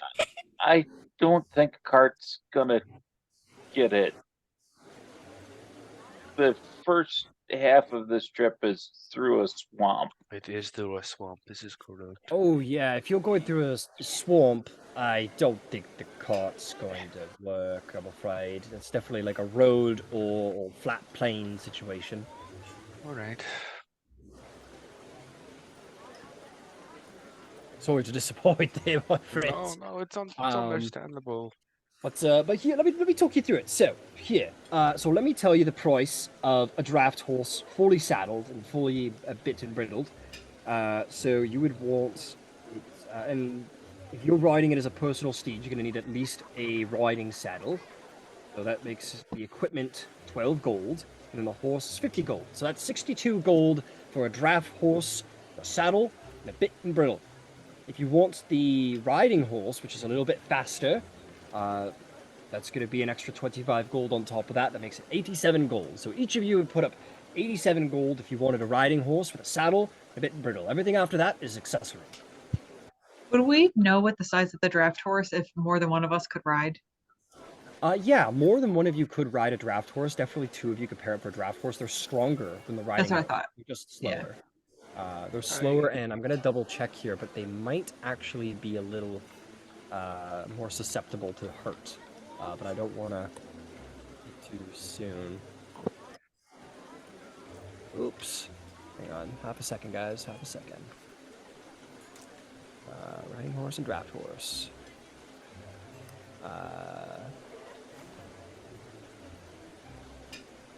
Yeah, so basically the difference between a riding horse and a draft horse is that they're basically identical, except a draft horse is slightly stronger, which means it can carry you a little bit more, and a riding horse is quite a bit faster. So those are the differences between the two horses. Yes, Yvain. Above the table, a draft horse is arguably the better choice for the swamp because of their ability to pull themselves out of muck. I am going to buy a draft horse. Well, again, real world isn't going to... real world, that may be true, but riding horse being... we'll be able no. to use them. Then let's get riding horses. Basing my choice out of the fact that I don't want to pay 87 fucking gold. That's fair. That's perfectly fair. I do. So then how many do you guys think we would need? I mean, Yvain, would you need one? Or are you able to? Oh, Oh so- no, I want a horse. Oh, if I might just are a toss... horse. Thanks. If I might just toss in there super quick, I might recommend also purchasing like a donkey or a mule at the very least, just to carry your feed, because feed's not that expensive, but it can get kind of heavy, and you need to feed your creatures. So I might recommend throwing a donkey or a mule in. They're not expensive; they're only about 8 gold each, and they can carry a fair bit, and they're fairly sturdy in most environments. So just a recommendation to throw out there. I don't think that will be necessary. Oh, I think the Dane's mule's a good practically idea. jumping up and down right now. I want a fucking donkey. Yeah, I like the mule. Oh, all right. Wait, well, tell you what. Why not go one by? Okay, I'm seeing a lot of enthusiasm in this direction. Why don't I start with you? Yeah. Oh, you two. Okay. Loud noises. Okay. I've seen you be jumping up and down a lot longer. You miss with the. I've never seen a riding horse or mule or donkey. Can I go look at them, please? They're right there. They're all around you, and he gestures. They have already been here. Yeah, you guys I are didn't standing. know we were like it's yeah. So I'm Sorry, I should have described better. But yeah, you guys. He brings you into the stable area where the horses are sort of walking around. Yvain and fucks grazing. off immediately. Yeah, okay, Yvain, you run away. Yvain, you would see draft horse, riding horse, donkeys, and mules just sort of hanging around. You might see... All the shifting. You might also... I don't know. He wouldn't have any of those creatures. So yeah, that's what you see. You just see sort of the classic sort of stable creatures. It's a fairly large stable. It's like a lot of... Oh, yeah, it's not that large. This is a swamp, but it's enough that they can graze a little bit. And you see... So yeah, you run off. He goes, okay, wait, yeah, take a look, just don't... Okay, if she gets hurt, I'm not liable, just to be clear. Okay, that's all. Anyway, yeah, does anyone want to make a purchase, or anyone want to talk shop? Horse. Okay, you're fairly vocal, Mr. with the cane. Would you like to, so which would you like to purchase? You want to purchase Draft a draft horse. Yes. Alright, draft horse, bit bridle and saddle. Just as a note, you can purchase a more expensive saddle, and it will make riding the horse even easier if that's something you're interested in. Just so you know. No. Okay, But thank you. Fair enough. Oh, fair enough. Just want to put the offer down. A man's got to try and make his living. Of course. Let's see. So 62 gold pieces. That'll set you up with the draft horse, with the bit bridle, and a riding saddle. That is not including any feed. You can purchase feed afterwards, but that's like 5 copper. That's 5 copper a day's worth of feed, so not terribly expensive after that. So 62 gold pieces. I'm gonna mark you down as a draft horse, and I'll get your equipment ready. He sort of like snaps to one of the hands and says, "All right, go get one of the saddles ready, and go get the selections ready, and I'll get some of the horses all lined up." And he said something, he goes and preps them. He says, "All right, we'll go around and we'll choose horses in a little bit. I just want to get the money out of the way if that's quite all right." All right. So Feroxi's got a draft. Okay, who's you, sir? My hobgoblin friend over here. Yes. What were you hoping to purchase? All right, so Zarvolg's looking around for like the most impressive masculine nightmare The horse looking with the fucking- steed possible. The fucking most wants to look muscly, good. sweaty. He wants tell a you war what, horse or something close to it. Okay, tell you what, Zarvolg. Is there a color? Is there a color preference here? Probably something dark, like black or Perfect. That's what I got chestnut. up. You see this like there's no war horses here. You're not gonna find anything like Right. stocky and thick and strong and ready for battle. No, he But wants a stallion. Yeah. Yeah, you're gonna see this,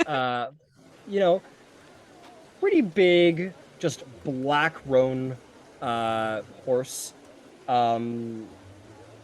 It sort of probably fits your aesthetic quite well. Fairly large, fairly well groomed. It's a little wet right now from the rain, but yeah, there's this like big black riding horse that is pretty stocky, pretty masculine, possibly intimidating. Yeah, he's as stoked as Zarvog gets. So he's like, I'll take that one. That one you want? That's a riding horse. Are you sure you're okay with that? Yes. All right, riding horse it is. Did you want a riding saddle, or did you want like a military-based saddle? Military. The military. All right, just so you know, the riding saddle's 10 gold pieces. The military's double that, but it makes it much easier to hold on to the horse when you got the military one. I'll take it. All right, all right, fantastic. So he says, all right, your total price with the bit and bridle, the military saddle, and the riding horse, gonna come out to 97 gold pieces. Done. All right, sir. Right. So riding a military saddle for Zarvolg. He goes, all right. Who's next? Who wants a horse? Who's next? Did we agree? Are we getting a horse for each person or are we doubling up? I think that's an important question, right? Finch can ride with me. Oh, okay. No, I don't want to get a horse. That poor horse. Main horse, of course. So And we at least one more, right? we must get a mule or donkey to carry the food. Okay. It's only fair. They're only 8 gold. Just so everyone knows, feed for one of these beasties is 5 copper.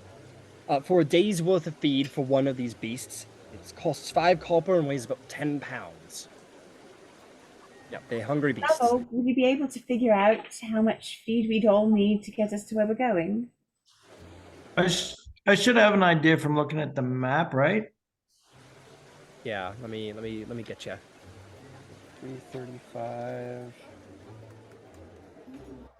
You guys will have to go at the pace of the slowest creature, which would be a draft horse. Come on.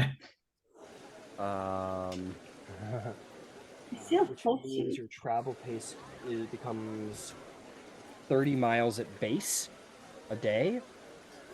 So, so it's with your horse's speed, draft horse being the slowest. You guys would get there in about 12 days. So for safety, you guys could buy 15 days worth of feed. So that's not, I'm sure the expense isn't the problem because it's like 5 copper per day. But that makes it 150 pounds of feed, which a single donkey could absolutely carry. But you would also need to feed the donkey. So that would end up being like 15 days. Oh, that's true. It's for each creature. So 15 times. We bring a second smaller donkey to carry the donkey's feed.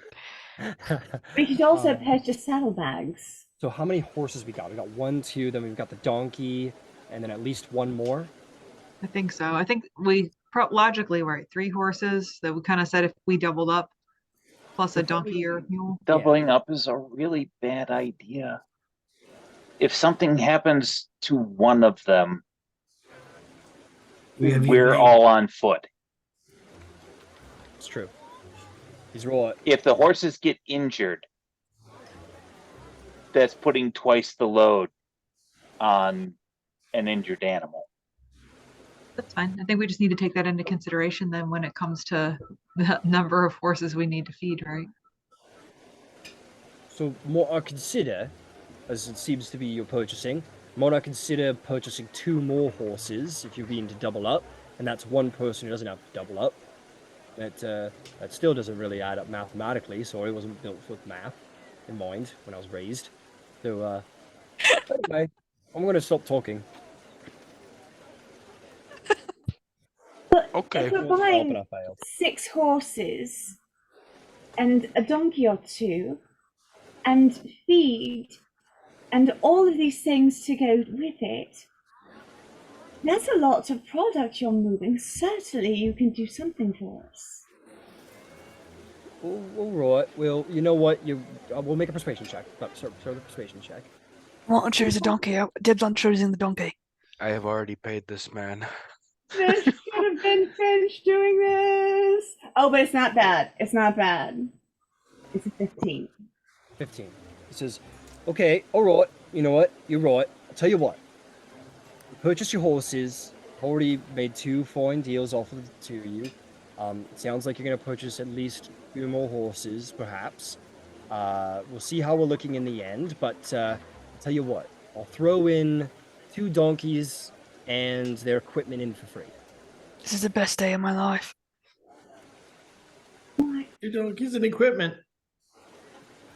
Donkeys and the donkeys' equipment in for free. You just have to purchase your horses, your tack for your horses, and your feed.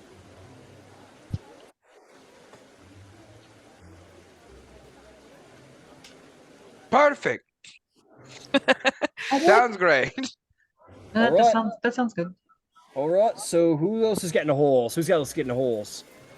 Yeah, yes, you. I hope you looked at the horses and enjoyed. Would you like a draft horse or a riding horse? Can you set me up the way you did for Zorvolk? So, With the yeah, with the saddle? riding horse and the military saddle, I could do that if that's what you want. Oh, fist bump your vein. That'll be 97 gold pieces for a riding horse with a military saddle and all the tack required. Absolutely. So mark that up, 97 gold. Bring it down. All right, is there anyone else who requires a steed? Yeah, How I'll get about you? I was going to say then the knight in shining armor without a steed, it hardly makes sense, don't it? yeah. Yeah, I think I'll go with the draft horse. Sounds like we have a nice mix then with that. All right, draft horse. Did you want the military saddle or the basic riding saddle? Basic saddle's fine. Basic saddle it is. So that will come out to 62 gold pieces for the standard draft and tack. And last, I thought the gentleman with the fine mustache. Yes, sir. You wanted to purchase a horse as well. Yes, I would like a draft horse and a military saddle, please. Draft horse and a military saddle. Fair enough. That'll bring you up to 72 gold pieces, sir. Okay. All right then. All right. Very well. Is there anyone else who wishes to bet? What about you there, my my friend with the duster? Were you hoping to purchase a horse yourself? Donkeys. I want to choose the donkeys. Oh, all right. You choose very well. You can choose the donkeys then. Are you sure? Yes! You're the only one who doesn't have a horse. You sure you don't want one? I'll just ride one of them, I think. All right. Fair enough. You're your own man. All right. Well, let's go choose some. Let's go choose some beasts. Let's go choose some beasts for you all. Darvolg, it seems you've already laid claim to one. He says, "Oh, by all means, get this one." He's already putting the saddle on it. Yeah, and there's a selection of.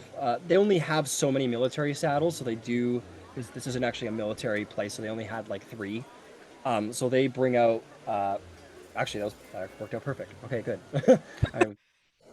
Forgot to tell you that. But anyway, Ember, Zarvolg, and Yvain will purchase the military saddles they have available. And, you know, they are absolutely functioning military saddles. They have a little wear, they look a little used, but, like, if any of you inspect them, they're still perfectly functional. And, you know, you guys are given them. Zarvolg, why don't you make me an animal handling check to see how you get on with your horse? It's trained, so it shouldn't go too bad, and it shouldn't be too hard. 15. 15. You go over to the horse, and it's very calm around you immediately. You're very like, whoa, whoa, whoa. And maybe the person gives you like a sugar cube or something to give to it to know that you're a friend. And very quickly, it's calm around you, and you're not proficient with or well, land vehicles. It's its own thing, so we don't need to worry about that. But basically, like with your animal handling skills, I imagine you already know how to laden a horse with its tack. And basically, they go to show you the ropes, and you already know how to do it. And they're like, "Oh, okay, never mind, my bad." And you saddle up your horse, and you have yourself a horse, and you may take some time to think about what you want to name it. But anyway, why don't we move down the way? Who wants to pick their next horse? Who wants to pick the next horse? Okay, I'm gonna do it this way. This is basically an auction. The next horse is a riding horse. So this one is for either Yvain or Yvain. So Yvain, not Can I that tell you what I one. was hoping to find? Sure. So a bay is dark brown and has a black mane, and usually a white blaze or a white star on its forehead. Understood. Yeah, I don't think they. I think they will have. Yeah, let me just roll for it. Let's let the dice tell the story. With the nat 1, they don't have that, but Oh. and they don't even have the next best thing with a natural 2. But with a 9, we're getting really close here. You do find this one sort of paint horse that's, you know, it's not as magnificent as what you might have been hoping for, but it is a tall, strong paint horse that's sort of across its body, and then its head is just that, has that sort of brown, and it does have that sort of star in the middle of its head. But the rest of its body is sort of patched paint, and is a sort of a brown-white horse with black mane and tail. So I'll walk up to it and in Sylvan say, "I'd like very much to work with you. Do you think you should like that too?" Make me a animal handling check. Let's see how she goes. Oh, that's not bad. 21. 21. As you speak in Sylvan, it sort of immediately like turns its sort of head clearly to like be attentive to you. You get that it doesn't speak the language, but there's something about this. You know, you were probably told while you were being taught that there's something about this that all creatures will find something intrinsic within the sounds of it. And you use this, and you go over, and you sort of pet it and get comfortable. They give you a little cube, and it eats it, and quickly regards you as friend. And then they show you how to do the tack, which I imagine you don't know how to do, being from like the mountains. And they show you how to do it very quickly and easily. And luckily, you got Zarvolg here to help you out if you forget. And you hop up on the back of your riding horse, and you're looking like $1,000,000. And this is the oh yeah, and your little bunny's there, and just sort of kind of curls up in like the saddle, like right in front of you. And this is the first time you've rode a horse, Yvain, probably. You're looking pretty good up there. Incredible. The next auctioned horse is a draft horse. So this is either for Feroxi, Finch, or Ember. I'll go. Okay. You guys see this. Oh man, this is like real riding, like real horse sort of description. You see this horse. It has a stripe and snip marking on its face, so it's got like the stripe down the front, and it's got a couple snips in there. I don't know what the fuck that means, so whatever. It also has stalks on its front legs, but not the backs. and it's gonna be sort of like a tanned horse, sort of like Spirit. Anyone seen that movie? It looks a lot like Spirit, but it's not as impressive as what Spirit looked like. So it is a draft horse, but it's got that sort of tan with black socks and black mane, and the stripe on the face. Cool. Does anybody wish for it? Ember, that's the one you want? Sure. Sure. You're like, all right, I'll take that one. Make me an animal handling check. See if the horse likes you. I'm betting that's a no. What'd you get? Roll a 1, giving me a 3. I was Oh, hoping this would no. happen. I mean, I'm very sorry. You walk over to the horse, Ember. You are a man of business and understanding and high charisma. And you go over and you start talking to the horse. You're like, oh, well, like, it's a pleasure to meet you. And, you know, I think we're going to have a great working relation, or whatever you decide to say to it. And you start, like, going around to examine it. And as you walk behind the horse, it kicks you.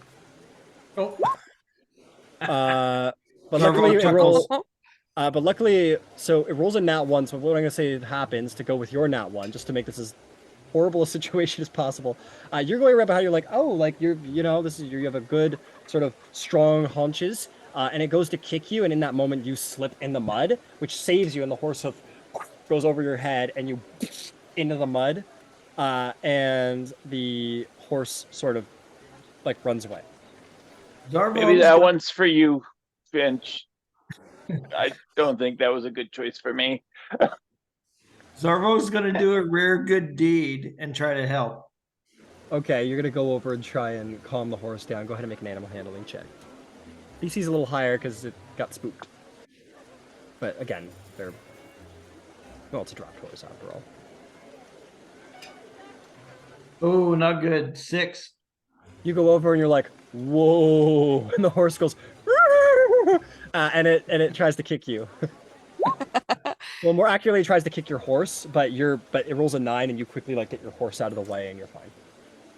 Yes, you think. Horse just has an I would attitude. like to cast animal friendship. Okay, so Zarvol's like right beside it, goes, okay, no, I'm not fucking with this, and then Yvain goes running across and goes, magic. It needs to make a wisdom saving throw. Yes. With a 5, it fails, and it sort of starts clopping over to you on the back of your horse. It kind of like comes up beside your horse and just kind of like stops there and kind of like it's sort of spooked, and it comes to you for comfort.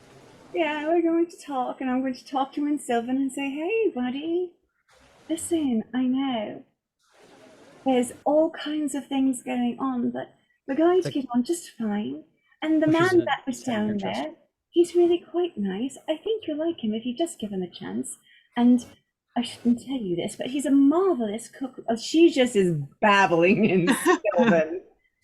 So all of you heard him like, No, I get it. yeah, exactly. Yeah, of course. But yeah, that horse is a little spooked. Right? So let's go to the next horse, because that one is not very friendly right now. You guys see this this chestnut horse with star and stripe markings on its face. It has no socks. That's the whole description. It's this sort of like chestnut colored horse, sort of like a mid light dark brown, and yeah, and it's got that sort of stripe across its face. It's a good looking horse. Good looking horse. Who wants it? I'm gonna walk up to it. All right, give it an animal handling. Yeah.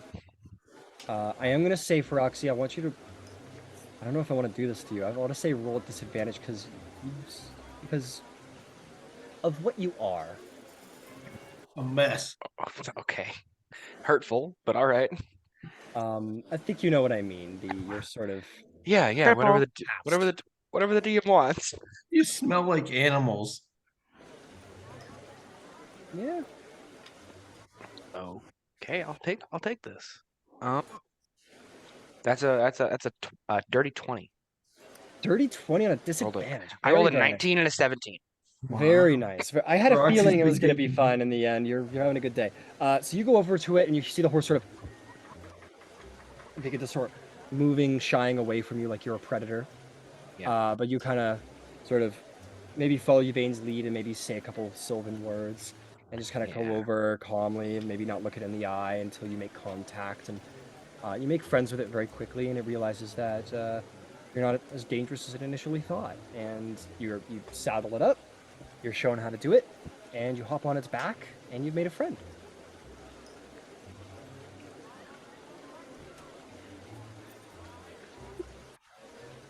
Okay. Your name is Rat.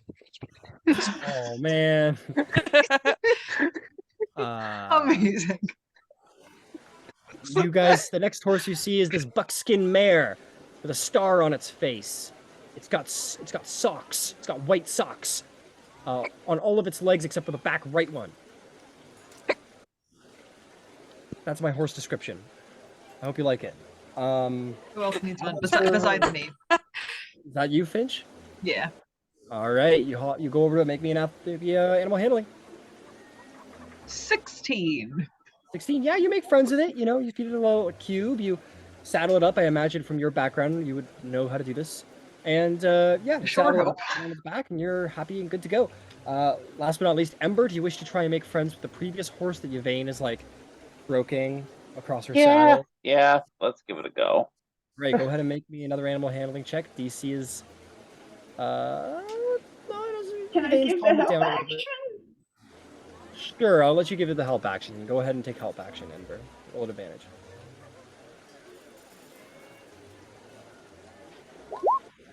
So 12. I mean, it's Yvain had calmed it down, and you know, maybe it's a little hard to become friends with it, but Yvain sort of talks you through it, and they give you the cube, and then they throw the saddle on, you hop on the back eventually. It took the longest for you to make friends, but you do. And all of you are officially well, except for Dodger, are officially owners of proud horses and saddles and tack. Now for more important matters. Dodger, you go see the donkeys. Yeah. This is all that's ever fucking mattered. You run over Campaign and over. there's quite a few donkeys in there. There's like a dozen something donkeys, give or take. And what do I say? They're donkeys. They're mules, of a variety of different ways. You may decide how you wish to. They bring over 2 pack saddles, to laden the creature with whatever you're going to need in the future. What are you looking for? What kind of donkeys do you want? I want them to be 2 different colors. Okay. Okay. Donkey colors. You're right. Okay. Donkey There's like a chocolate brown donkey. Do you want that one? Ooh. Yeah. Okay, you're like that one, the chocolate one. And then there's another one that has like it's sort of almost buckskin, except like a little bit with like a red tinge. So it's this like reddish brown donkey. Fuck yes. Those are my boys. All right, you pick the chocolate one and the like strawberry brown one. And you have successfully picked yourself 2 wonderful donkeys. They are going to give the creature its riding saddle. Or excuse me, their packs. I just gotta figure out how saddles work. Let's see here. Saddle, military saddle. It's not saddle required. Hang on a second.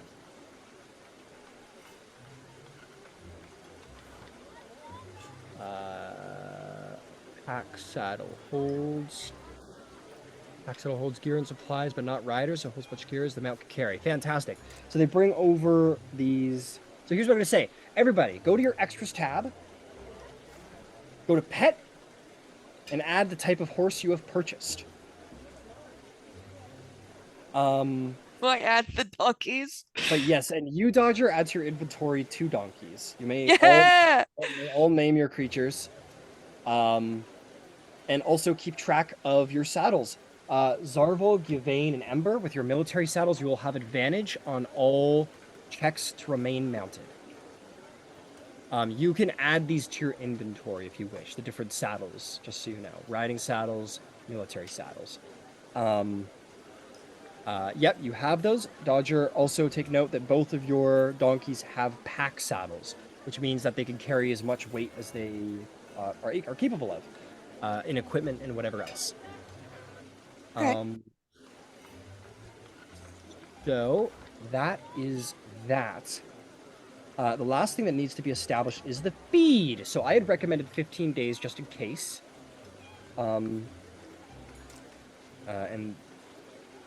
Feed is 10 pounds pop. So each of you are going to need 15 feed. And between all of you, that is 6 creatures. Oops, I did that all wrong.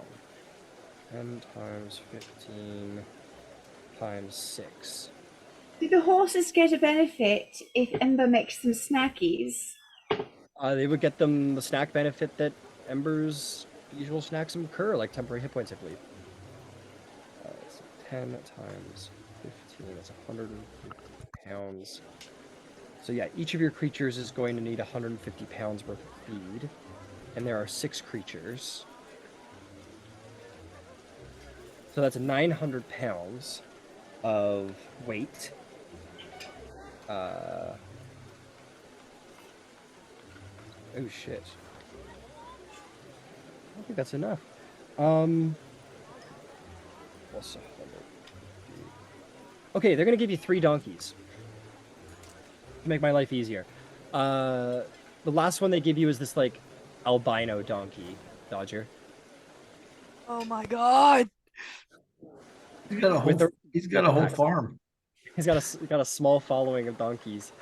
And yeah, the donkeys come with bit and brittle as well. All your creatures come with bit and brittle. I don't know if you care to mark that off.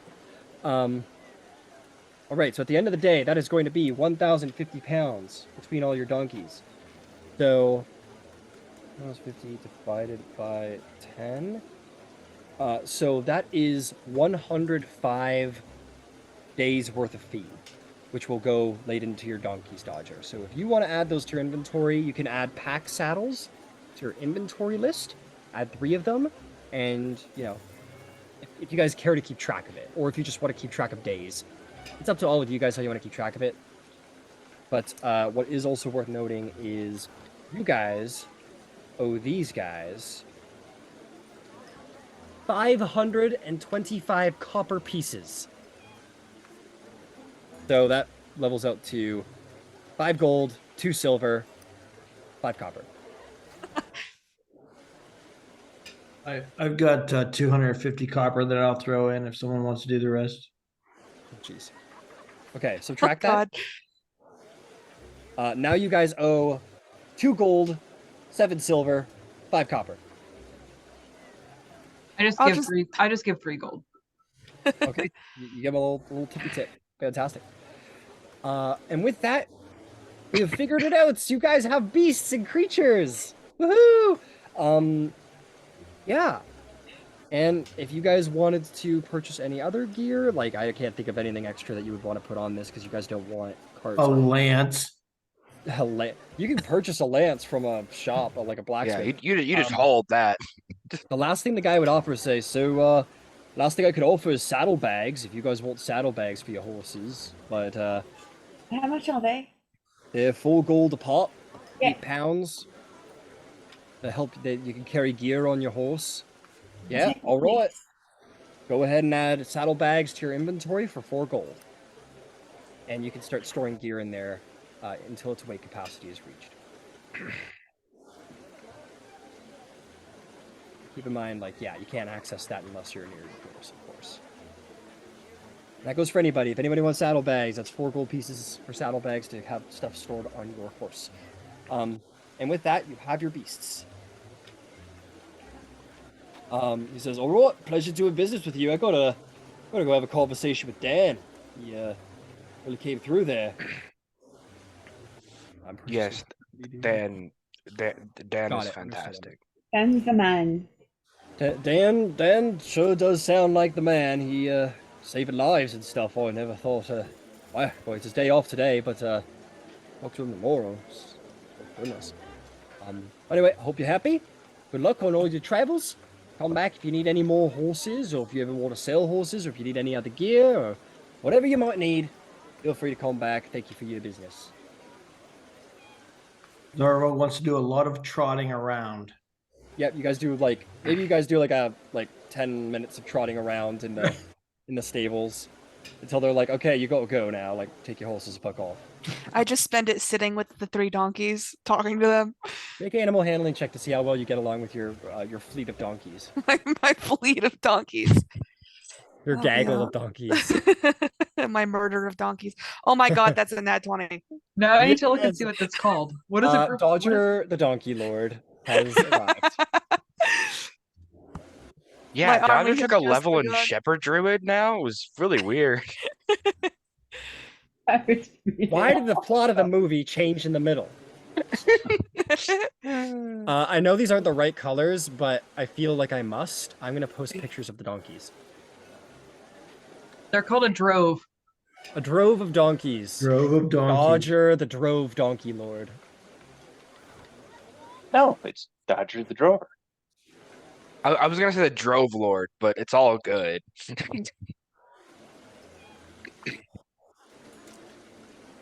Male donkeys are called jacks, and female donkeys are called Jeanettes. Jenny's, yeah. Yeah.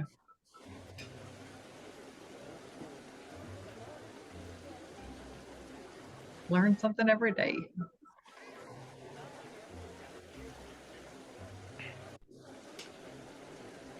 Now we're off. I need just a couple of minutes to get myself organized. Just bear with me.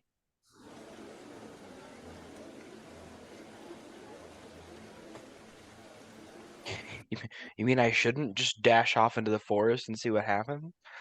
Please don't. I do have to don't.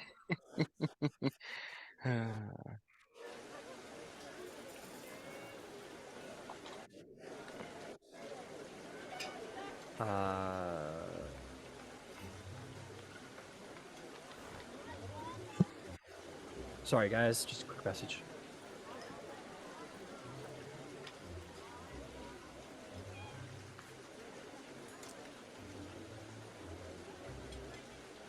Okay, cool. Yeah, so you get your horses, you turn around. Is there anything else the party would like to do in Stilben before heading into the Katwal swamps and making their way north? Actually, I will save this for a little bit of fun. Yeah, you guys could probably. I want it to happen, but it's okay. No, do it. Do it right now. Do it. I'll say that the stable master says, well, if I might just recommend, I heard you wanted to go deeper into the swamp, and that's all well and good, and you're a ranger of capability and such, but you know, it is late in the day and all. Might I just suggest, you know, traveling down the Silver Cut roadway just until the end of the day, and then making your way into the swamp after, just to try out your horses, make sure, you know, they're all working right, and you boned it up real nice and good, and you know what? There's a little village. There's a little village down the way that might be nice to stay in for the night, and then the next morning you can head into the swamps with your horses all ready to go in the morning. That sounds like an excellent idea. Trial All run. right. Yep, trial run, exactly. If you all just go down the road, I think you got a couple. This You got some road? daylight left. Yeah, just down the road. Go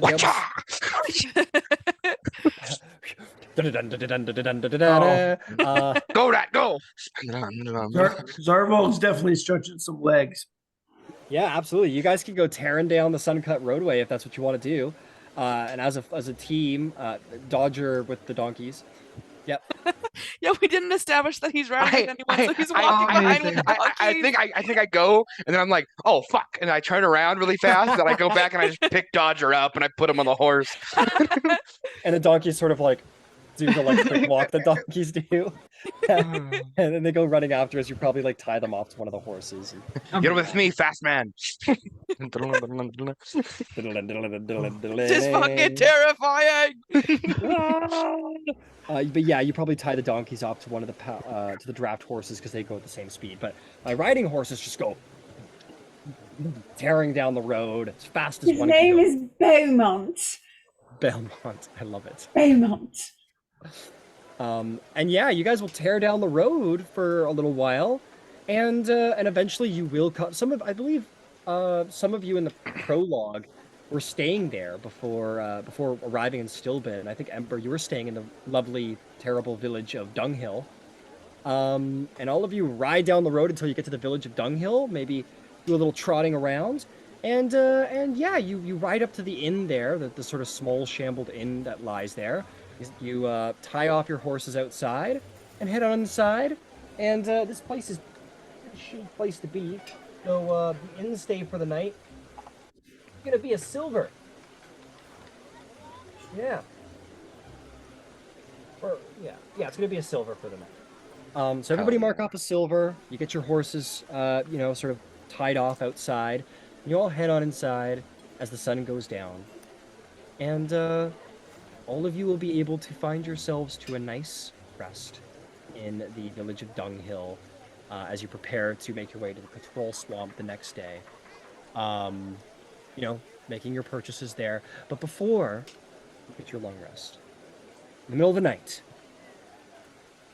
I'm going to say, Feroxi, you have such sensitive hearing. It's true. You hear that there's a commotion outside. Sort of wakes you up out of your sleep. You're a light sleeper at this point, probably. There's a bit of you see some firelight outside of like torchlight, and you hear sort of like, and there seems to be a little bit of an upset outside in the village. I'm gonna head down. I'm gonna go. I think I'll knock on some doors that I know maybe my companions are staying in, but not like wait for them to get out and just head down to see what the issue is.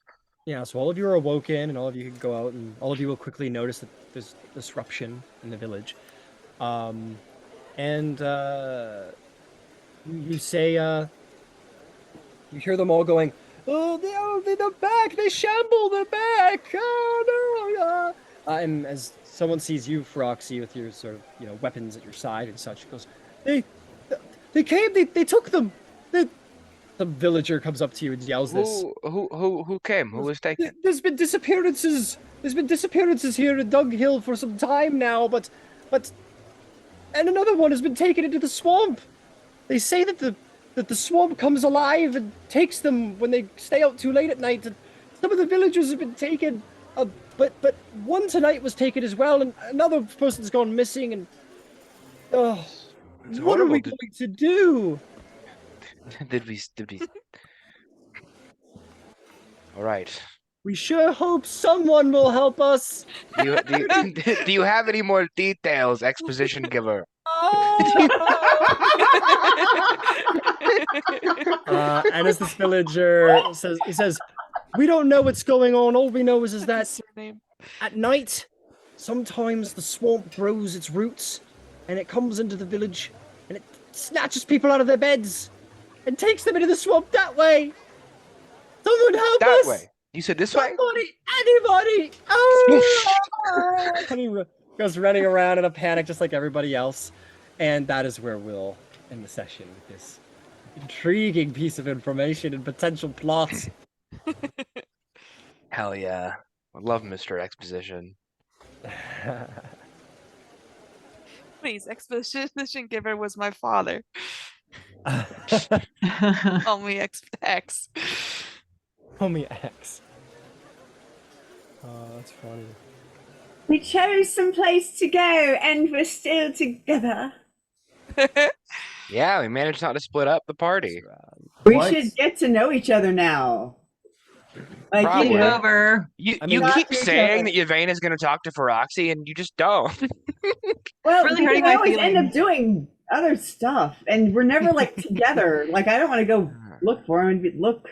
Yeah, come find me in the Why swamp, not? That's how you dog. make friends. You gotta go find Follow them and him talk to to the them. church, like I did. Have you not noticed that she's awkward? She was trying to heal people. They thought she was a whore. Come on. Feroxi That's told the only thing I strangers could that he think of. was depressed. He constantly goes around and tells people he's depressed. That's true. I did that too when I was a teenager. It's all good. It's bad enough that Dodger's like, she can't be left alone ever. I mean, to be fair, that was for the negotiations. It might not be a bad May not be rule a of bad thumb for a idea while. to have it just as a running rule. She's not a city girl. It probably shows. That's It's all good. We're having fun. I named a horse